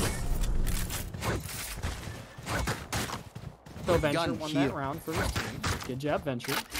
Inches, just pixels, just the smallest of margins. And that would have been an all-time highlight play. I mean, look at this. Rebo, cheat code, they just pop off. Governor gets one, Tip Tap gets another one, and just hits him right in the heart and isn't able to get the headshot. 87 HP there left onto Venture, and that was close. That was real close. It was perfect. If you're Goodfellas, you love that. But, oh, look how aggressive Venture's getting. He's forced to back off because that recon does come out, but Fiend, we've seen this. I have seen this in game so much. This angle right here with an operator is deadly, but he drops off right as Nilly was about to peek it, I think, but it looks like they're going to go for rotate. We have a double Viper wall all the way down B long, and this is looking a little bit messy on the defense side for Goodfellas, but they are still a person up. They have the man advantage. Got a minute left. You just got to pick a site to go play. And they're going back and forth. They're leaving one member there to try and play problems over at the A site, but you have to imagine if Dynamic makes the call that the site's empty, they may rotate over, but no, they're pretty committed to that B site. Unfortunately, here comes the Snake Pit. Oh, that might be the call. 40 seconds left on the clock, and they're in full retreat. Oh. How does Rebo know? He got the call immediately. He started rotating as soon as Dynamic picked off that. I believe it was Killjoy, or no, it was Venture. He picked off Venture and immediately got the call. And now it's 3 versus 4. There we go. Rebo gets taken out. Now 2 versus 4. Fiend with an op, gonna get spotted by Dynamic. Picks up a 3-piece. Seth now in this 1 versus 4 gets revealed, and firing squad out of nowhere. Governor finishes him off, and now is that 10? That's 10-7. 2 more on the board for Mafia, and we'll be at match point. That was a very hectic round from the start. We saw Dynamic solo attacking that A site, able to get the kill onto Venture, which could have signaled the full send onto the B site from really either team, but both teams making a bit of a slow call to rotate back to A. Rebo being able to get the revive there just to ruin Venture's KDA further, unfortunately, since the rest of Mafia was able to show up quite a bit quicker. Yeah, immediately out the gate, Miniature getting a little aggressive towards mid here. He's going to find that early jet pick. That's going to be a pretty pivotal pick, too. Ooh, set. Oh! I don't even know what just happened, but it didn't warrant a heal. I mean, Dynamic got knocked down to, I think, 90 HP and got healed immediately. I mean, good teamwork from the Sage, but that might cost you when it comes to the HP. And there we go. Venture's going to prove me right. Takes out that Sage, and now Mafia is down a healer, and Goodfellas is down a controller. So it's going to be 3 versus 3 now. Governor with a beautiful snake bite sky high. Look at it soaring through the air, lands perfectly on bomb. That's 1 enemy remaining for at least the next couple seconds. Dimsum picks up a 2-piece though with the help of Dynamic, and ladies and gentlemen, we have reached match point. No, we have not reached match point. 11-7 for Mafia. A little bit early, but I got too excited. Those credit pools for Goodfellas, you may not be that far off. I mean, they're fighting for their life right now, and they don't really have much to work with at the moment, and that's tragic because they're gonna try and buy up a little bit here, but not too much, because if they overinvest this round, it means they have nothing left for that potential final round of the series. And you can see they have some sheriffs, and they're gonna try and make magic happen, but this isn't Disney World, guys. This is Icebox. Yeah, an Icebox sucks. I mean, Manili's gonna open things up, getting 2 picks. Dynamic finds cheat code in his little bit of a rat corner there on Pipe. Looking for the second. Remo, just that quick with the sheriff, picks up a 2-piece. Beautiful shots from him. Gonna solidify the entry here, or the entry for a retake, perhaps. But it looks like Miniature. Yes, lockdown gonna come through, and guess what? Goodfellas doesn't have a Silva ult to get rid of it. It's gonna be 2 versus 3 on the retake here. They gotta get bomb planted. There we go. They are gonna get it planted here on A site. Just as the attacking Killjoy gonna run One out. enemy remaining. And there we go. Governor makes it a 1 versus 3, and I think it's safe to say this is gonna be match point here, Doc. Yeah, I mean, they could just, again, wildly pop off with some magical shots. Nope. Nope. Unfortunately, that wasn't the way this map was meant Match to go. point. 12-7, full buy incoming here for Goodfellas. We're going to be getting another time out from them. Rebo starting it, and very similar to the one we saw in the first half, it's the final round. This is all it comes down to. If you win here, you stay alive. You lose here, you go home. And they have a bye to work with. They just need to get the strategy down. And I believe last time they paused, they actually won the following round. So, Did they? I believe so. I mean, it would make sense. That's honestly a very common thing, because every now and then, you know, you're getting your face slapped several rounds in a row, and then you give yourself a little bit of a break, just a mental, like, hey, let's reevaluate what we're doing, whether you're on defense or attack. We need to think of this kind of route and this kind of strategy. Hey, you need to sit there instead of where you're currently at. And sometimes that's all you need. And the timeout gives you the opportunity to fix all your problems. So hopefully, you know, 9 times out of 10, we do see the round immediately after a pause ends up getting pulled out by the team who paused. So let's see if Goodfellas is going to continue that trend here. It's 12-7. We are at match point. So if Mafia if Goodfellas drops one more round here, it's going to be Mafia 13-7. So hopefully for Goodfellas, they got a little bit more fight left in them. Fiend having that operator once again. We've seen them pop off with it in the past, and with the way Mafia is lining up, they're going to be given another shot to pop off just as well. Bladestorm being popped here for Dynamic, and they're dashing forward. Not just Fury coming out to the door to find a little bit of space. Oh man, Dynamic took out Fiend. Oh, jet on jet violence here. Dynamic looking for the second step. He's going to catch him. A good amount of damage done as Governor is able to clean it up now. 3 versus 4 situation.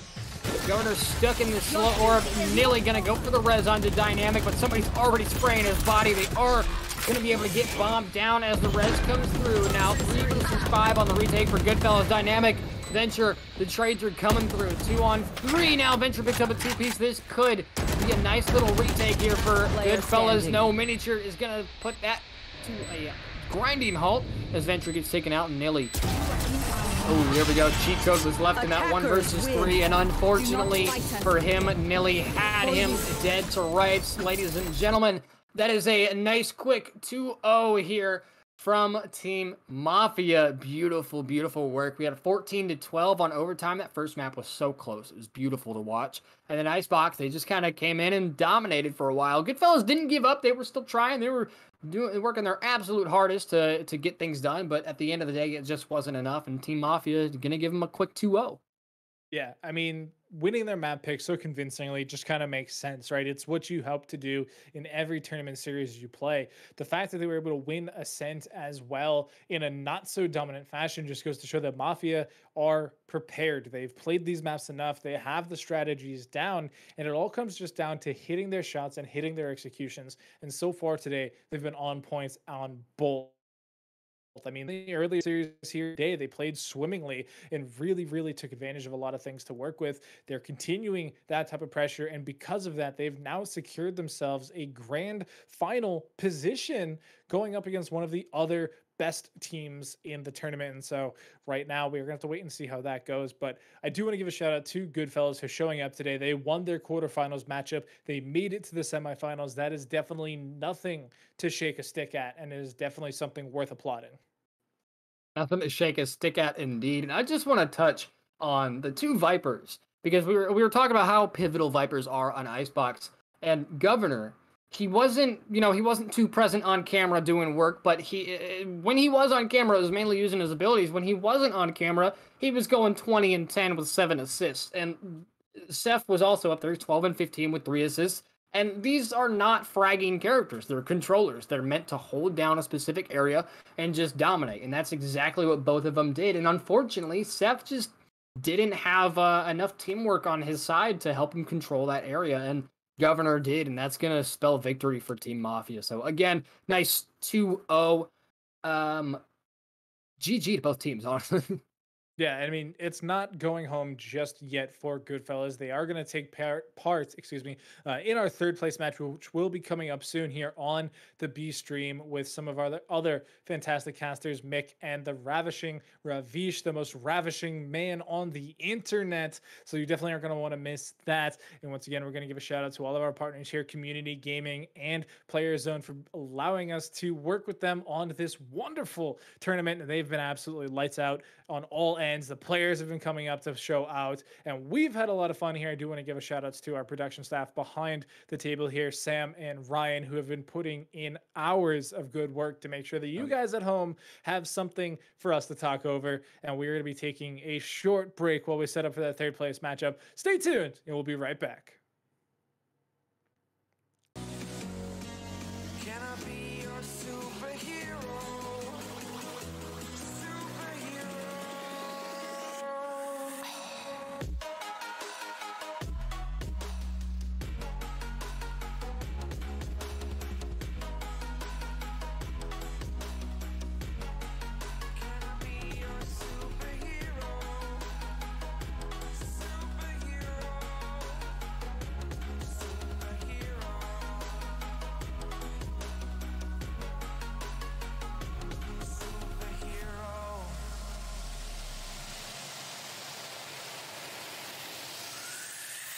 Fly away. It's the first time of today.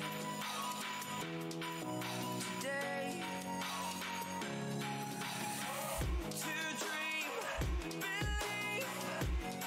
You are the strength, you're all I need.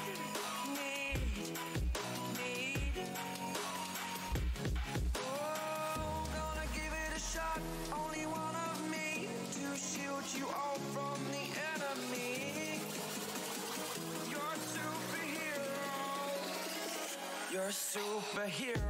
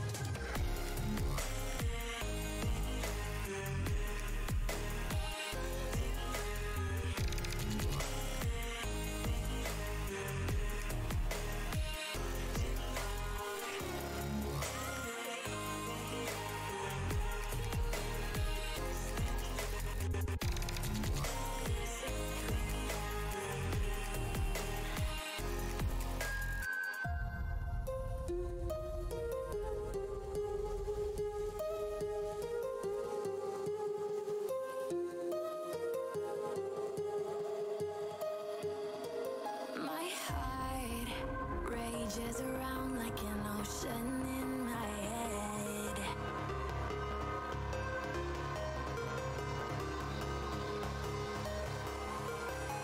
I can almost feel you walking in the distance, but I know that it's not reality. If you are echoing around inside these parallel dimensions all alone, know I'll find you in my dreams.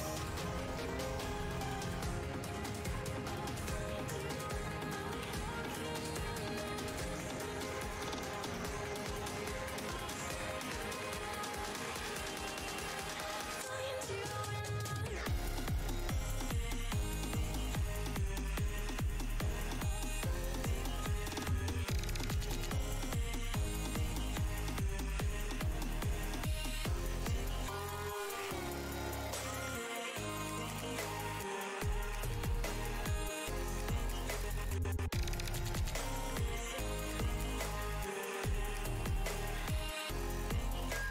I can almost feel you walking in the distance, but I know that it's not reality.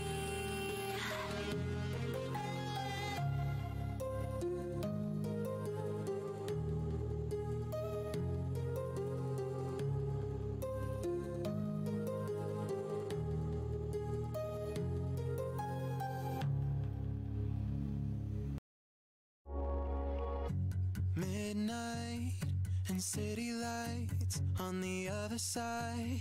You're calling me up at the same time. I'm in the daylight. You're calling to say hi, but your words they cry. If there's something that you need to say, I know it ain't easy living inside your brain for sure. You keep telling me that it's all okay, but I know, yeah, your silence speaks so loud.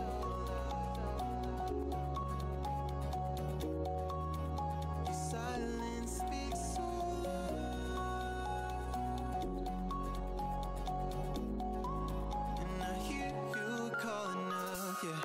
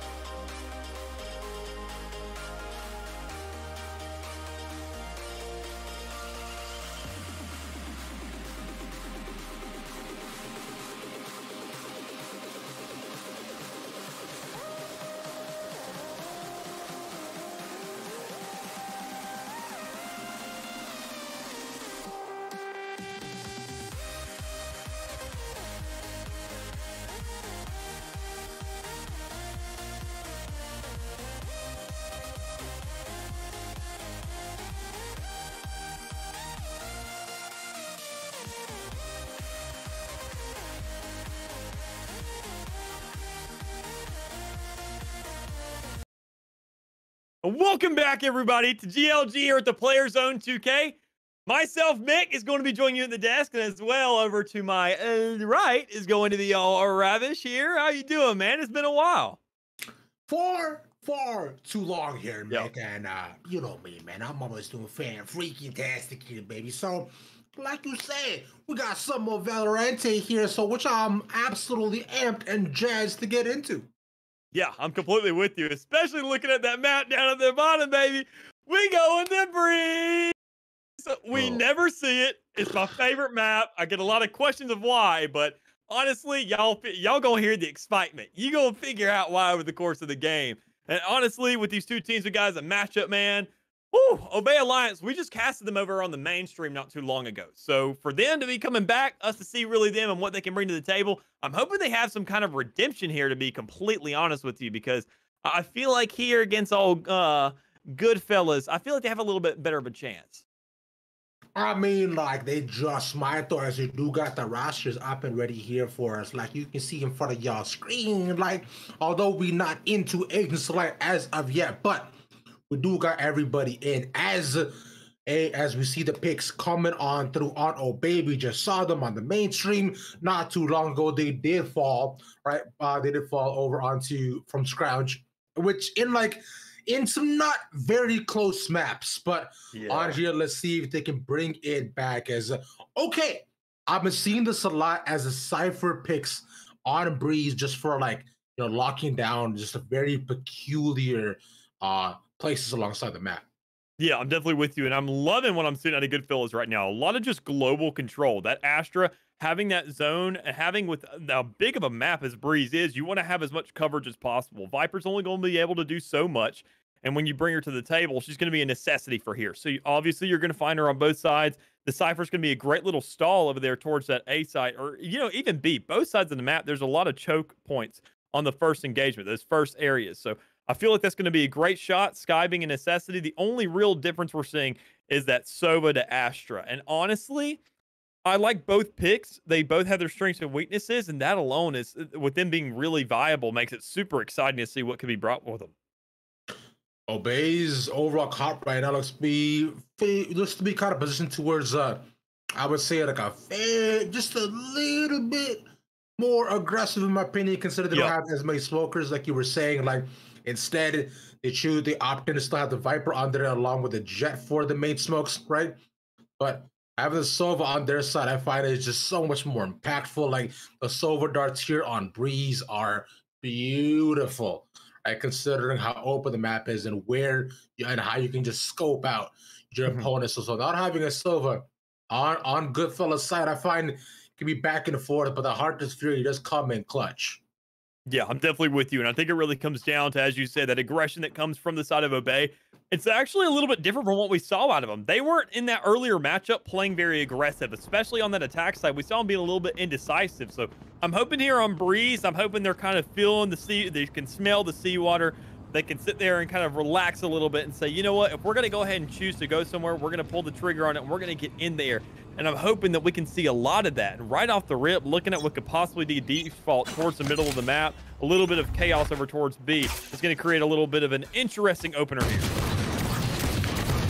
You said all that aggression already coming out as they're looking to move on in. Nice flash. Short off some 2 picks immediately here for Fiend. As they just clean up Obey. The 2 already down. 1 step in the back of spawn as Fiend dashes out. So the spike drop right near spawn point as well as good. I mean, like, Goodfellas going to clean them all up as Rebo finds the final. The near penultimate pick. And yep, there goes Suchai. Nice little shot there to go ahead and close out that round for Goodfellas on the defense. And I think the way the slowdown kind of came through, honestly, we saw a great little shot from him off the rip from Obey to say, all right, we know where we're going to go. We're going to get in the middle of the map. And we're going to find some control here. Just a little bit slow to the take, though, to say, all right, we need to go ahead and choose which side to go now. We created a little bit more decisions in our initial one. So to figure out whether or not we're going to go A or B, that's the end goal overall, is to find where to put that spike down. So here, I think they're being a little bit more decisive. They're figuring out, okay, A is going to be the hit. It's a lot more open. We need to go ahead and utilize Soba to be that front man, grab these flashes, and hopefully grab ourselves a couple picks to grab these Spectres out of the hands of the opposition. Moving on the back end, they'll venture up against a lot of opposition. Just even guard them out front. Spider not himself, though. As we go to see Soba on both ends, right? We spot one of the one drops right off the bridge. It's like they're falling like flies here, mate, and they're just what? Oh my goodness. Okay. Okay. Right off the rip. A quick little finish there. Good God. And we're going to see a little bit of a replay for it. Just a shot, some blinds. It doesn't exactly matter at the end of the day. You whip out that old Spectre. Swamp. There's a done. And just a collapse and an easy finish for the likes of Venture here. Goodness gracious.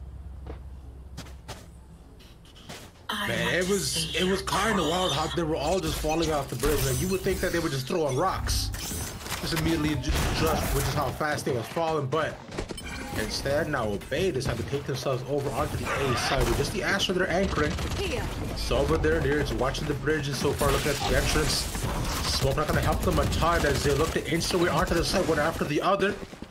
Reed was stuck all the way at the back. Right? Popping it back to the smoke. So nice shot from Sujak to clear out the site.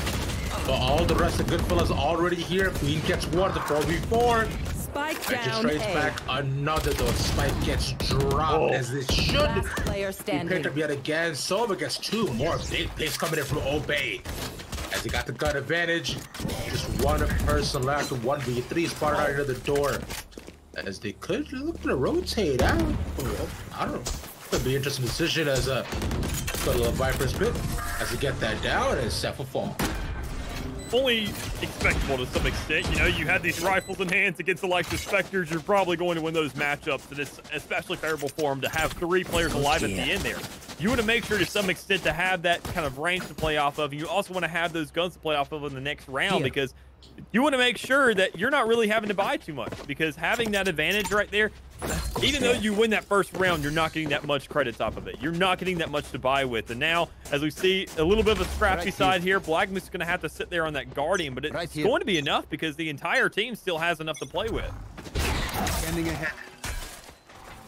Still though, with both sides having solid little buy-ups on both ends, it could be the same mid push we saw from Obey on the pistol round. But instead, as they scope out the scene, they don't spot nobody either, considering Goodfellas position a lot more towards the A site. Out of charge. Instead, to move all the way in through towards tunnel as they reach the doors open. Phoenix completely gone, and Chico stuck at the backside. Finds one dick in a trade for Swarms. I know Two people exactly left, where and you it's are. 2v4, and that's a big little theft. A good fella Spike stuck on the back. planted. Yeah, great attempts here. Great shots across the board for them to go ahead and get themselves back in the game. Obey Alliance. I mean, they're sitting in pretty fairly comfortable right now. I mean, 4v2. You know, both players are coming here from CT. The shots come in as warning and a little bit of a snitch on each other. The Super Monkey finds one. That's going to be even closing in on this round even further. It's just, man, he's just left, but Rebo could probably find one, but they're closing in on him, and yep, it's just that easy. It's just, he was stuck in a corner with nowhere to go. Yeah, and to even up that game, that's exactly what you want to see. You want to find themselves to follow up with this, grab the second round with rifles. I mean, it was a little bit scrappy of a buy there, but now they have a win streak on their hands to some extent. And they had the spike to be planted down every single time, so that's even extra credits to run off of. And that alone is sitting them really well. As you can see, Sujai, he has himself 5,000 in his pocket, and Black Moose has 4 grand. So just that alone in itself is something to laugh at for him. And then with the follow-through, you got the other guys, Goodfellas, not as good when it comes around to what weapons they have in their hands. I mean, maybe it might be the Punisher so far as they are on the save.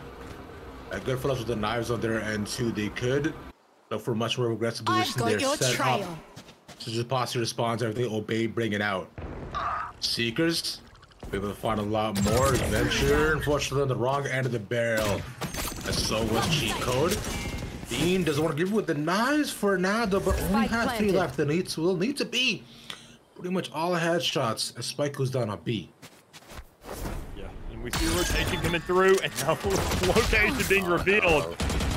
Oh no! Super Monkey!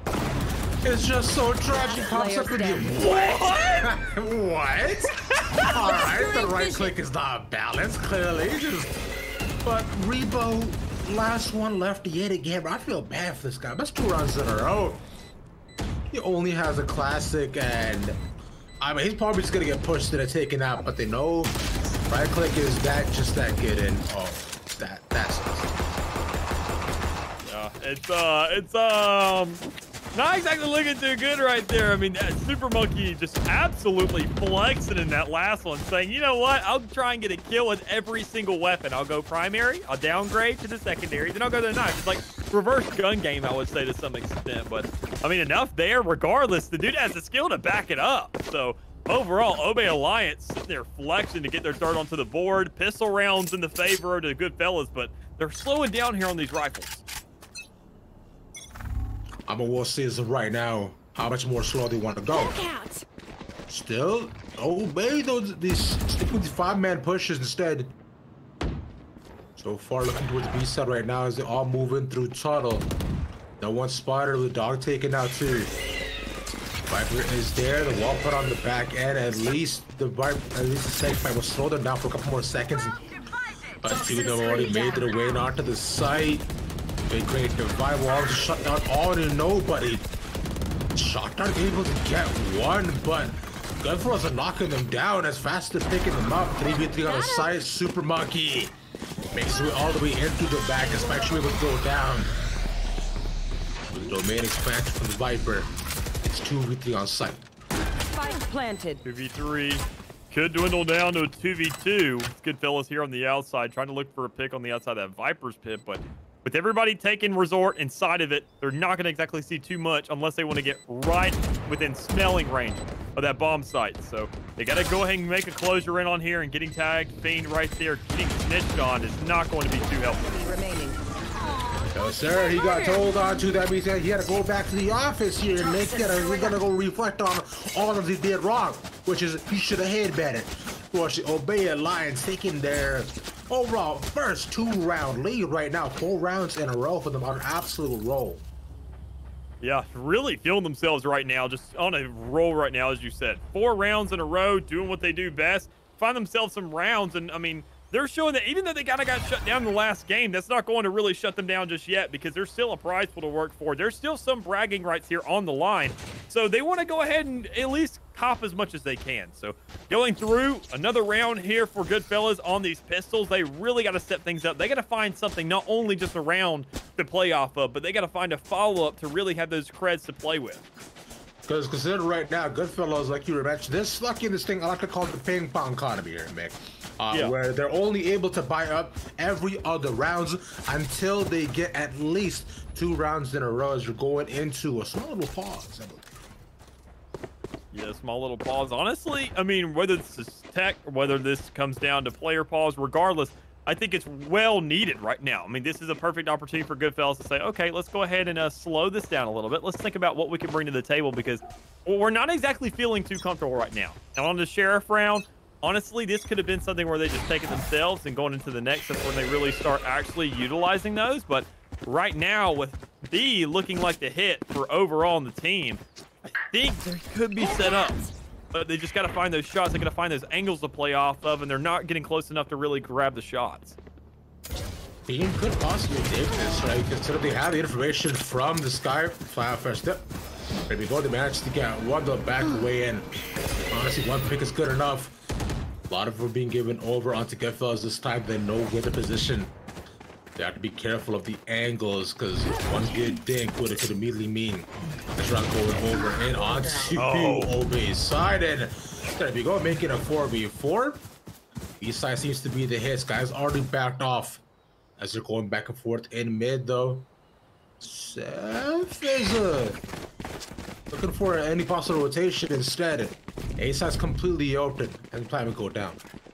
You do have that rifle. You do have that Viper with the rifle in hand, trying to go across the map for that flank, and that's gonna be the one player that can really get some shots off. Because look here in the back, man, towards CT, you have so many lineups, and Chico can actually find one. But Super Monkey on that side is gonna be just a large enough threat on itself to really just close out a double and make this a lot less doable. Couple players left here too. Yep, there we go, and right up in the open. One pick is all they need. A couple more shots since the Vipers left for the back. Goodfellas, they knew they weren't going to be able to get a ton out of it, but I guess one pick is going to have to do it for now. It'll be good enough for them. Swarms to go ahead and grab a triple there, close out that round, and obviously Zumunk with that double. So that's going to be the collective of 2 players getting everything in that round. And going forward, I mean, with this Hunter Fury on the defensive side, it has to be a little preemptive. It can't be too reactionary because you don't know where that spike's going to come down. Such a large map, you have to be ready for it on the fly and positioning yourself towards middle map. And right now with these rifles in hand, with Goodfella giving themselves an actual opportunity to fight back, Fiend needs to be that front man for it. I mean, the operator on this map, this is the operator's strongest map, I must say. With the lineups that come through, having that middle influence, and even then on tunnel towards A site, there's so many spots where you can really take advantage of it. And Fiend is going to take a completely unorthodox route and say, I'm going to get as aggressive as I can. He pushes them all the way to the door, but they're coming on the other side. The shutting down could be big, but the dart was even bigger. Gives you a lot of information. This should be all the members. I'm going rotating over this Fiend gone off down too. And Soba's cleaning up. As A side is just completely theirs, Mick. One more person left. Sav managed to get one. Okay, make that 2 instead. Goes in the back of the site, but Double Peak will not be able to do it. Managed to get 3 down by the end of it. Hurts to their economy. But Obey will get the round. That round is going to be, I wouldn't say massive really, because they're just kind of running off momentum now. I mean, this is 6 in a row for them. They're feeling comfy in itself. I mean, momentum is already in their favor. These guys, their mental fortitude is just skyrocketing because they just the way they're getting these buys in, the way they're just running these rounds, shutting down every single angle. Honestly, I don't see why this should change anything because if it ain't broke, don't fix it at the end of the day. And honestly, Obey, they're not feeling broke at all. They are rich as can be. So far, though, like we said, pushing up all the way with the pistols as they make their way onto the site. With 2 immediately cleared down as they were a little bit far pushed up. A side is there, Spike should go down too. Goodfellas down to just 3 people. Storm is looking in for any possible rotations to come in through tunnel. Instead, it looks like you might as well go for the save, but Fiend at the angle. Beautiful flick. I can't find a second click, unfortunately. One through the doors. Goodfellas. Look for any more exits. Yeah. Enough exits are really going to be there. You can just show this man out the door, show him onto the next life, into the next round. Right now, I feel like this is where Goodfellas, honestly, they could have themselves the edge. They just need to find a way to really bait out these ultimates as quick as possible because, I mean, looking at Obey Alliance, what they have to deal with, it is like Christmas right now on the top. You've got that green and red with so many just kind of little dazzling lights just scattered across it. That alone, just all these ultimates. This could be a chaotic rest of the half, but I feel like, honestly, Obey Alliance, they're going to really just kind of save what they're going for. And we're going to see Goodfellas trying to just shove those out as quickly as possible. I think right here in the center, we already see that Blaze Storm coming out. So that could be a threat in itself. There you go. Vipers could also put down onto the A side too. That means that Obey position to try to go in onto the B. The Flashes don't find any tags either. But Fiend will find one tag instead onto Swarms and get the second. Unfortunately, he has to opt down. But Chico doing all the work they possibly be able to people left. From Obey, all of it's not necessarily invested. Chico cleans up on site. A little bit of a VM there from the likes of Super Monkey, and I feel like that's really what cost them because now you give Goodfellas a round on the board. They utilized 2 ultimates that round. They really got themselves to cash out, and they have guns in hands of the players as well, but they didn't make sure to follow it up because, as you said, it's that ping-pong economy going back and forth. Even if you win one, you have to win the next. Otherwise, you don't lock out that other team.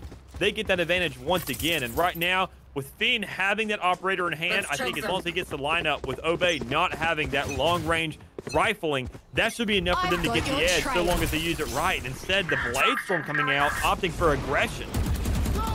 Another vessel from air, the Seekers out too as well to give him a lot of information. You know, A-side's definitely the tag is one more tag all the way at the back though.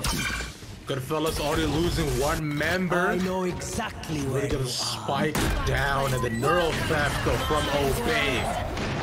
But try to position them to see how they try to go for this 5v4 lead take.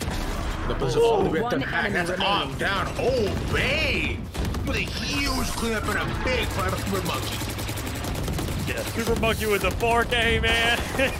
He's been showing out this day. This guy, I don't know what he took before coming into this match. I don't know if he's like a football player at heart with those smelling salts, but I mean, whatever it is, give me some of it because that is going to help me climb the ladder because he's climbing the leaderboard just as efficiently.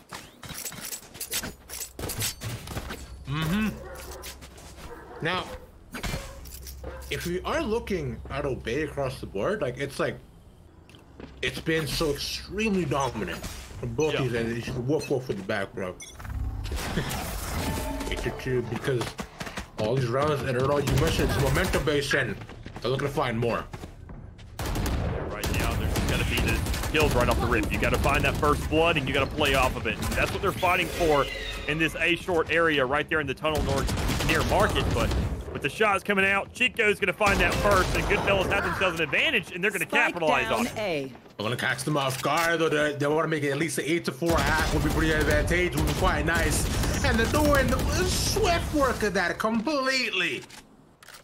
Now, I am of the opinion, and as we all know, that Breeze is an attacker side of map.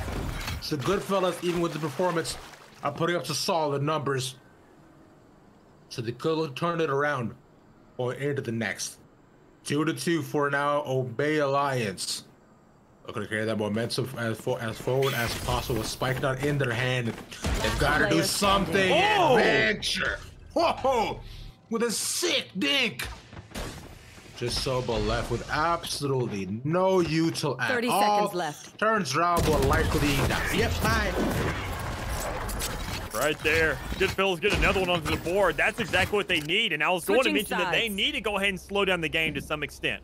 And honestly, that round to go 8-4, as bad as it was looking for them for a while, this is most definitely doable. We've seen comebacks time and time again. As you said, with this map, you feel like it's attacker-sided. I feel like it's fairly even across the board. A lot of people like to disagree, but with the way it's panning out right now, it's definitely doable for them. So long as they win these first 2 again, sitting at 6-8, have those rifles to follow through. They can lose a round or 2, but they're going to have money in the bank to really invest in and play off of because those stonks are going to be rising in their back pockets as they're playing. So right now, this is definitely looking good for them, and especially with the ghosts they have in hand, it's only going to be 1 for the side of Goodfellas. So that's really concerning with how long range this map is because Obey is cashing in on the fact that they're going to hit their shots a lot more consistently.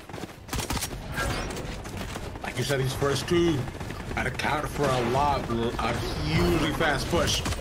Coming onto the A side, 5v5 completely all across the board. 1-for-1 trade. Look at Super Monkey.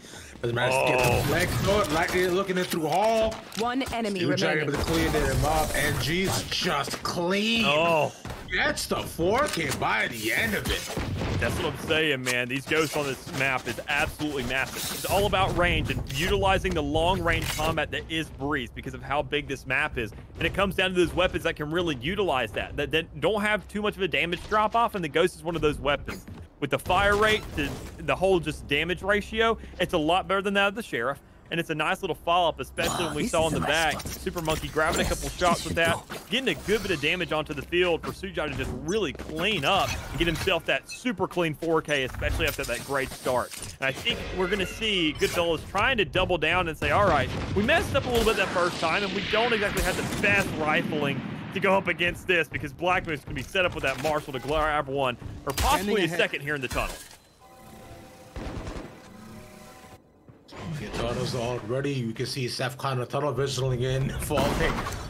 But still, what? Wait, how? Okay. All right. I mean, I guess. He somehow manages to make it up. Bro, what happened? What? I'm not exactly too sure myself, man. Honestly, I expected a little bit more out of Goodfellas right here on this defensive side. And honestly, this is the third round. So this is where these rifles come out, and this is where the game really could turn on its head so long as they find these picks. And I think with, 4 of these guys running rifles now, sitting in this area where they have a weapon advantage, they have to win this round. Because if they don't, it's going to spell disaster and possibly the end of the game if they don't step it up here. Disaster right up in front of the, like you said, Obey. We know how much they play off momentum. Let's see how much more they can get right now. Feed pushing a little bit far up though. Back and forth so far. Unfortunately, though, the gun might not be to their advantage, Super Monkey. I've got your trail. Saving that Marshall Chico cleans up too. We've seen him come up big before. Trying to anchor it onto the sights, and as it becomes a 3v2, Goodfellas spike in their hands. Sujai barely on the reload. Managed to find the pick. Nice little tag. A little wallbang and manages a 3v1. Venture manages to find him instead. But still, they know exactly where he's stuck. Tag down to just 23 health. Looking for any sort of possibility for a 1v1 could save the round. A Super Monkey takes him out. In those scenarios when you had that 2v1, you want to stick it together as close as possible. You want to look for that swing. You want to find those trades. You want to play off your man. And that's to some extent what Obey did, but I feel like the confidence ran a lot higher because we see right now, we're going to see a timeout, a legitimate one, a strategic one for the side of Goodfellas to figure out, okay, what the heck is going on? We sat there, we won those first 2 rounds. That's really all we've grabbed for the entirety of this game. We found a couple there towards the end, but it almost felt like they were handed to us to some extent. So I feel like being on this attack side, they're questionable what they can do. And honestly, the one place I haven't seen too much control around has been that mid. And it's such a large area that I feel like they should go ahead and take a shot on it. I mean, could be a huge possibility, right? But considering they're on the save right now as well, they know like this round is honestly kind of foregone unless they come up huge. This next round going into match point possibly for Obey is really where I'm looking at a Goodfellas step up. Like you mentioned, mid control could be really nice. Considering we saw Obey do a lot of that within their mid rounds and even the pistols. But considering where and how they're set up, they could look to be the take, right? It's Spike's going towards there as well. I would see a lot of attention with possibly just one anchoring on the A site to catch up any rotations that be that Astra. Taribo could come up huge as you might get what you want here, Mick.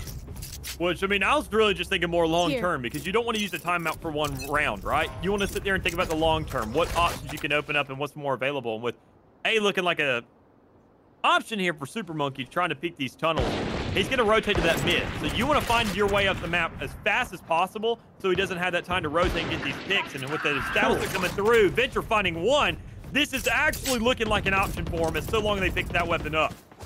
It'll depend a lot on whether or not this guy gets caught out, but like you said, A looks to be the take to Monkey. Oh! 1-for-1 trade against John Swords, but like, no one gets finding him right through the mid, bro. As they go through the doors, he's getting mowed down. Black Moose almost with a structure takes him out, but Super Monkey with the 3K. Goodfellas looking at elimination. Yeah, I mean, the operator, like I said, you just got to move a little bit faster if you're going to go there towards that center if you don't have the weaponry to back it up. And those first couple shots were most definitely making it look doable for the side of Goodfellas there. But Super Monkey with the operator facing a whole bunch of guys that have pistols, it's like Goliath with the fly swatter. I mean, the man really doesn't have to worry about anything. He's going to find a way to shut you down one way or another. So you just got to move that much faster to really follow through on something and have that plan. And with Goodfellas not really being too quick to the cut, that's something that's just really slacking on them and not giving them too many opportunities to breathe. But maybe we see ourselves another A hit going on, but there's a lot of preparation already stacked. Goodfellas fighting for survival. This is and all it comes down to. Playing it a lot slower this round, but Black Moose can possibly open it up. Oh, we know we definitely saw the Viper and the bite, but they slowed them down with Sky being out and never mind. On the other end, big picks to get down, 2 opt down as well. That means B-side's completely dead for the taking. Around 3v4 with no op and no Sky. Bay have to do a lot of work to possibly keep themselves into it, but this round could be all good, fellas. I got the spike. Yeah, and being with that operator, that could be a big advocate for that, so long as he can pass off the spike, because with him carrying that, he's going to get aggressive. So I think, honestly, it's a weird option for them to go ahead and go through with this, but it doesn't matter, because Steph is going to find himself 2 more to get themselves a much easier round to play off of, with only 1 player left to really worry about there in the back. That was disgusting. Hold up. As he's just completely one-tapped him. I don't even, like, my man didn't even flinch for that. Okay. I'm gonna try to move forward. But that was just, it take a lot of me to do so. On the other end, it's kind of just stuck in a 3v1. Bay, no, they had to go by advantage. They got to invest too much into it. And Fiend saves the op and gets another shot down.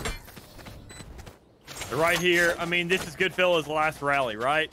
I mean, they got to be flawless from here on out. They've given up a little bit too much there in the early game. They got to get 7 in a row if they want anything going on here, because this isn't a series of 3. This is the best of 1 right now. So they have, not only is it 1 map to really cover, it's 1 more round until this is all over. And I think Goodfellas are going to be pretty desperate moving forward to get anything out. Oh, unless Bay Alliance have any kind of just different opinion to say about it. If you notice right now too, is Goodfellas managed to get this round. They will actually put Bay on the save too. So they couldn't really start this streak all the way back to stay alive. But this round, yet again, they have to come up as big as they did before. They managed to find a lot of early picks previously, but I don't imagine Bay will play the exact same way. So Seekers put out from Bay. Try to find any sort of early position they find. 1 position, well 2. Right towards the B site, but then I'll rotate anybody over here, Mick. A spike, it's left side A. Slow, methodical. Right here, you want a little bit more establishment. You want a little bit more control, at least on one of these sites. And with that Blades Fury, you want to also find something to really give yourself to work off of. So I think with this default, it's super ballsy, but it could definitely pay off so long as they find the right picks. So far, he said the pixel coming from either side as right now. Venture, but the Haunted Spirit gets 0 tags, so no information given over. And Cheat Code actually suffered a lot of wallbangs, but instead Fiend cleans him on up. Instead, 2 fall down, 1 after the other. Rebo position right towards door as Bay just fall. Just 2 giant left. Okay, that was a nice pick, but that's just really mad. Like we said, Goodfellas get the spike down, get the round. Now Bay should be on the save.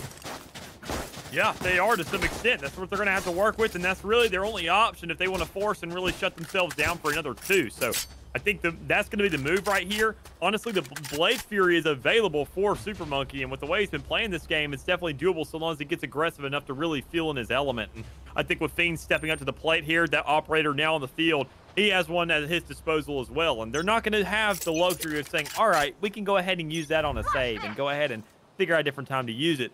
It needs to be burnt, man. It needs to be used here soon, and it needs to get some practice. Marshall beating out the operator, Stan Rebo with the 3K on the back end. Catches them all by surprise and said goodnight.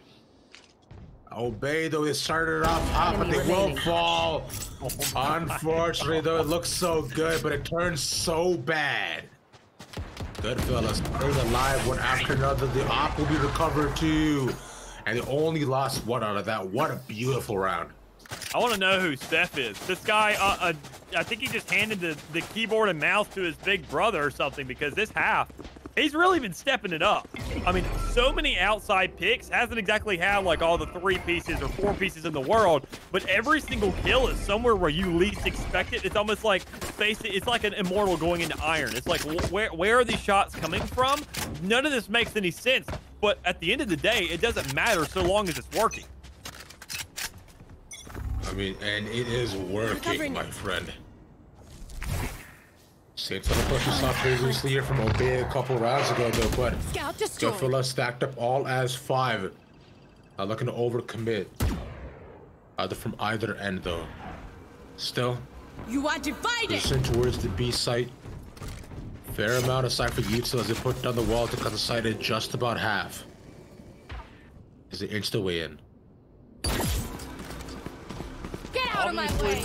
Obviously, Beast is hit here. I mean, this is what the team's looking at. This is where they're really going in for, but they got to find a couple picks. And with Soba being the opener and Steph grabbing that retaliation, that Viper's pit's going to be massive because this guy is really feeling himself and the rest of the team is finding a wife. Seth finding 2K there, though, but making it a lot more even than it possibly might have been. Like you said, just that Viper's pit is coming up huge. And right now, Obey, they know that they lose this and beyond the safe here yet again. Consider the way the Econ is positioned, but Swords. This could be a really big flank. The match to catch them off guard. Just right up here, right in the back. A side puts sprayed out as the match get any tags. It gets taken out though. A little bit early on the flank.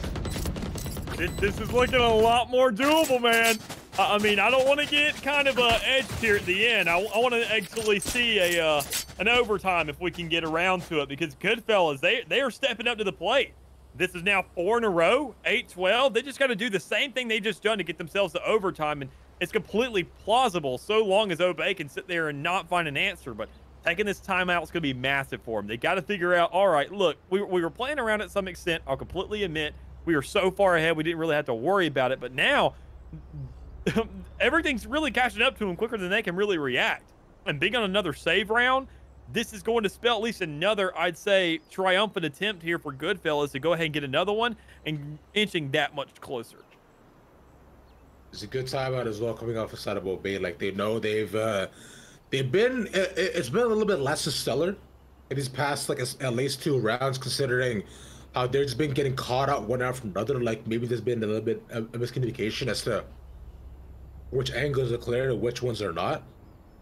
Considering it's been a lot of free picks and just so much control given over to Goodfellas, which they didn't have to take, honestly. 4 rounds in a row, Goodfellas, like you said, definitely feeling themselves. And the momentum completely on their side. And with Obey on the save, future planning is the name of the game. Yeah, it's really just kind of finding a way. You got 4 rounds, you need to at least win one of them. You got to have a 25% ratio of wins on these rounds right now to even just close out this game. But I think with the aggression coming through, the sit back here for the side of Goodfellas, they actually could be prepared for this. Just rushing in all the way back into spawn. Up with the match to catch us. Suja, they're trying to get one more there. Okay, they're just trying to overwhelm him to get the op though. But instead, we've been cleaning up on the back end. That was a nice flip. From Black Boot flashed out. That's reposition, doesn't die from this. Okay, gets a second. We'll do it back and forth. We'll go for a possible wall bang. That's what's coming in from the backside. But one more flip, cannot do it. So somehow, cheat code, that could have been the end round. That was way too close for comfort. I mean, from the way everything was panning out, Goodfellas really seemed like they had themselves something to run off of. They were playing Ring Around the Rosie. with Moose, but I mean, the guy is absolutely insane with that Sheriff. He's gunslinging like a cowboy right now, but there's just not enough to really back it up. And Sworns, it was kind of a little bit dirty. Like, honestly, you want to go ahead and win this game, but honestly, don't interrupt the pistol fight. This is a time of honor. This is tradition, and you're going to go ahead and fracture on that. It's a little bit disrespectful, so I understand. Go ahead and shut him out and say, no, you got to earn your win. Fast push going over to people control, also not in their favor either, as they completely smoked out the Obey. After trying to respond, but they get tagged up. Swords, that's the worst possible thing to happen to him. Unfortunately, just that drone catching him, and with that down, this round yet again could look to be all good, fellas. Spike planted. On a serious run back between these two. It's 3v3. Sujai gets one more. And look at Chico this time. He's gone big for his team previously. Right here. Can he go bigger? Catch one. There we go. Venture with a beautiful flick.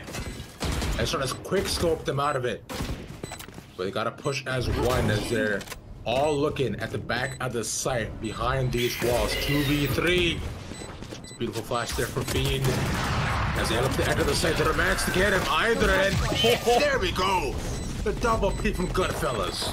This is doable, man. Honestly, that's all they had to do in that round was space out Super Monkey. The man had an operator that's super scary, knowing he's sitting on back arches towards CT. Careful. Has a wide open view of this map. So long as you step out, you're most likely going to die. So that whole entire play to say, we have this fight down. Let's just play into it. Let's sit in the back, get a little bit comfy, listen, use our ears more than our guns right now, and figure out when to move and play around that site.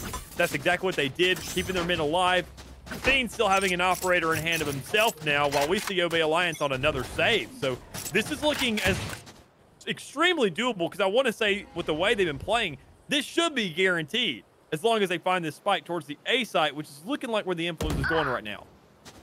Chico finds one, so you know this isn't really the take. Considering they Obey Alliance every time it's been on a save, they got for these fast pushes. Immediately has 3 to 4. And with one person left all the way at the back. Obey. A lot of rounds given over, but on the side of Goodfellas, this could be the comeback. And like of the century almost, man. Like so many rounds in a row. There's that tag. One round stands in the way from them from overtime. I mean, yeah, I wouldn't say come back in the century. It was 8-4 at the end of the last half. So things were obviously looking somewhat bright for these guys. But after so much of a let up at the beginning, they just didn't have too much to play with. But right here, we have seen them absolutely rally. Like, they are really back in this game. They're not putting the spike just down yet. They're really taking their time because they only have one man to worry about. And that'd be Soba. And with these Seekers at hand, I doubt they're going to be used right now. I might as well have a team to follow up on them with. But it's going to be somewhat of an attempt because you want to at least shut down the Econ to some extent. You want to make sure they have to buy those weapons so they can at least get robbed of util. But with Fiend right there, funding himself that last frag to go ahead and close this out in a flawless round.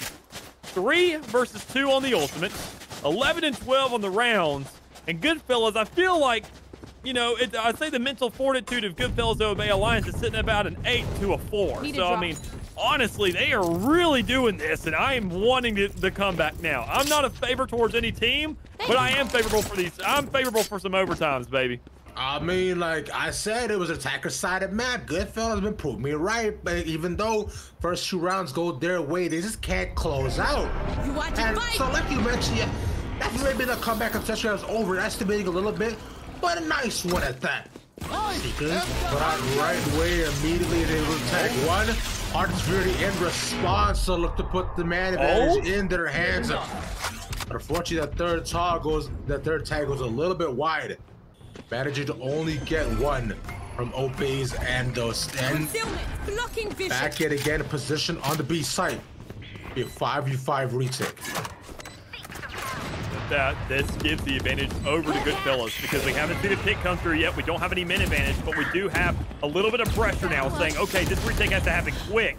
But with frags coming through for Goodfellas, grabbing 2, with Sujai with some kind of retaliation, it's just not enough because the frags are out, the kills are coming through, the Hunter Series there is a follow-up with 1 man left.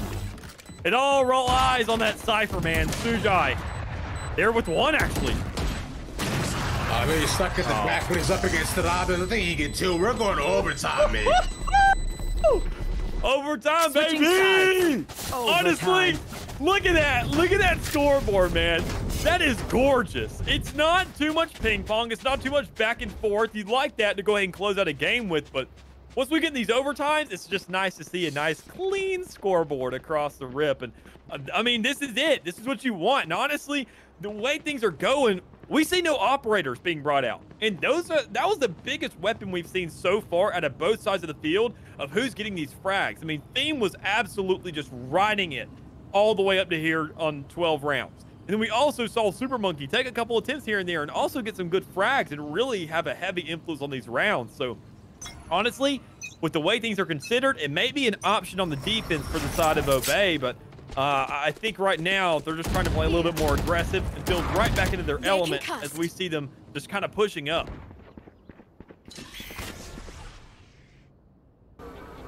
With the first pushing out over. We saw how well they did previously, but we know, like you say, over and over again. Attacks from both ends have been exquisite, but Spike down they go far to the first tag. We know how that snowballs over. Fortunately, good trade. Their end is a whole other bridge, and they're just sniping them with no op to venture. Give myself a little bit with these jump shots. But Obey are just stuck here, man, and Black Moose can only do so much. His 1v1s would be crucial.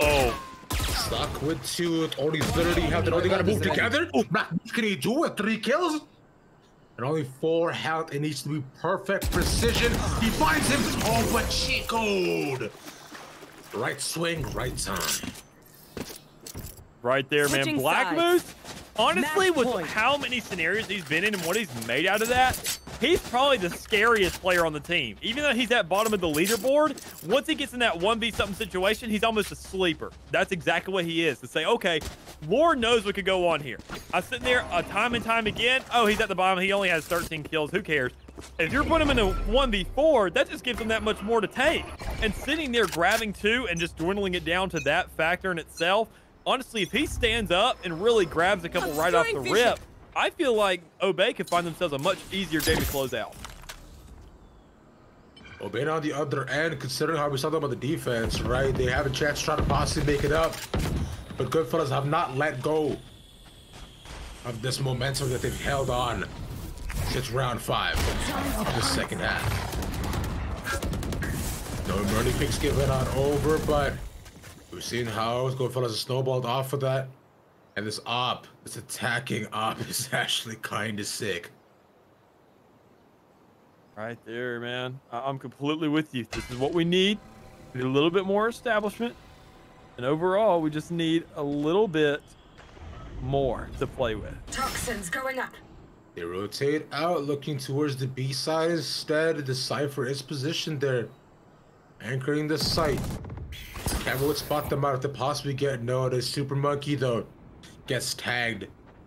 So they know they would have to be careful on the swing, possibly flash him out if they are to try and move in onto B. 30 seconds left. Yep. Slow, methodical. When the game on the line for both sides, I mean, 1 round differential, the favor over towards the side of Goodfellas, this has to be large. And Super Monkey with that initial pick, he's probably going to be stepping up once again to be just as large because this spike has to go down. Yes, sir. Like you said, 10 seconds left to go. As soon as I just have to delay, but he's just completely gone. 6 more seconds left here. 4, 2, 3. Obey Alliance. An 8-4 half, 12-5 pretty much, but 12-4, honestly, all these rounds in their favor. Storms would keep it alive. It's 2-2. Black Moose with the Odin, but he falls. It is just up to Storms. 3rd place, rest in the balance. Right here on Breeze. Goodfellas. We saw phenomenal rounds on before, and it does not stop here. Goodfellas take it back in such a phenomenal and like beautiful, just like exquisite run back. That sucks. I'm gonna be real for Obey. That's all I can say, dude. That sucks. That is such a large lead. Riot does it again, man. You never win that 12th round. Never. I've never seen a closeout right there on the 12th. It's always a couple. And Goodfellas said, oh, Goodfellas. Oh, this is a good situation to be sitting in. I can't. That's too good. You can't make this crap up. Man, Oh. I gotta feel bad for Obey here, bro. It's like they tried their Right? damnedest to like they did their absolute best, but like even in just the previous game before the semis, like, you know, it was a tough half, and like now in this one, Hey, I mean, GG's over to the Obey guys. Yeah, So y'all try to let's not get things y'all wrong here. absolutely worked your hearts out, bro. But I'm sad it had to end this way. But Yeah. to Goodfellas, goddamn, yo, Yeah. that was nice. Yeah, I'm with you, man. I mean, what a run for them. Go ahead, get that third place. Get that money, man. Get that money. You know, get that bag. And honestly, that's what they've done. So great attempt from them. But at the end of the day, none of this action is over just yet because it's brought to you by PlayerZone. It's brought to you by Community Gaming. And it's not over just yet because we still got grand finals going on. So that's going over on the mainstream at PlayerZone TV. If you want to look it up on Twitch or anything. But right here, we're probably going to go ahead and raid this stream coming up here soon. And honestly, I want to go ahead and get on this because they got a second map coming up. That's a best of 3 they got going on over there. So honestly, that's where the big bucks are at. And with that, honestly, unless you got any closing words, Ravish, I want to get these boys over there seeing this matchup. We good. Let's go. Goodfellas, GG, Obey. I hope you guys are okay. All right, we'll catch y'all here in a little bit.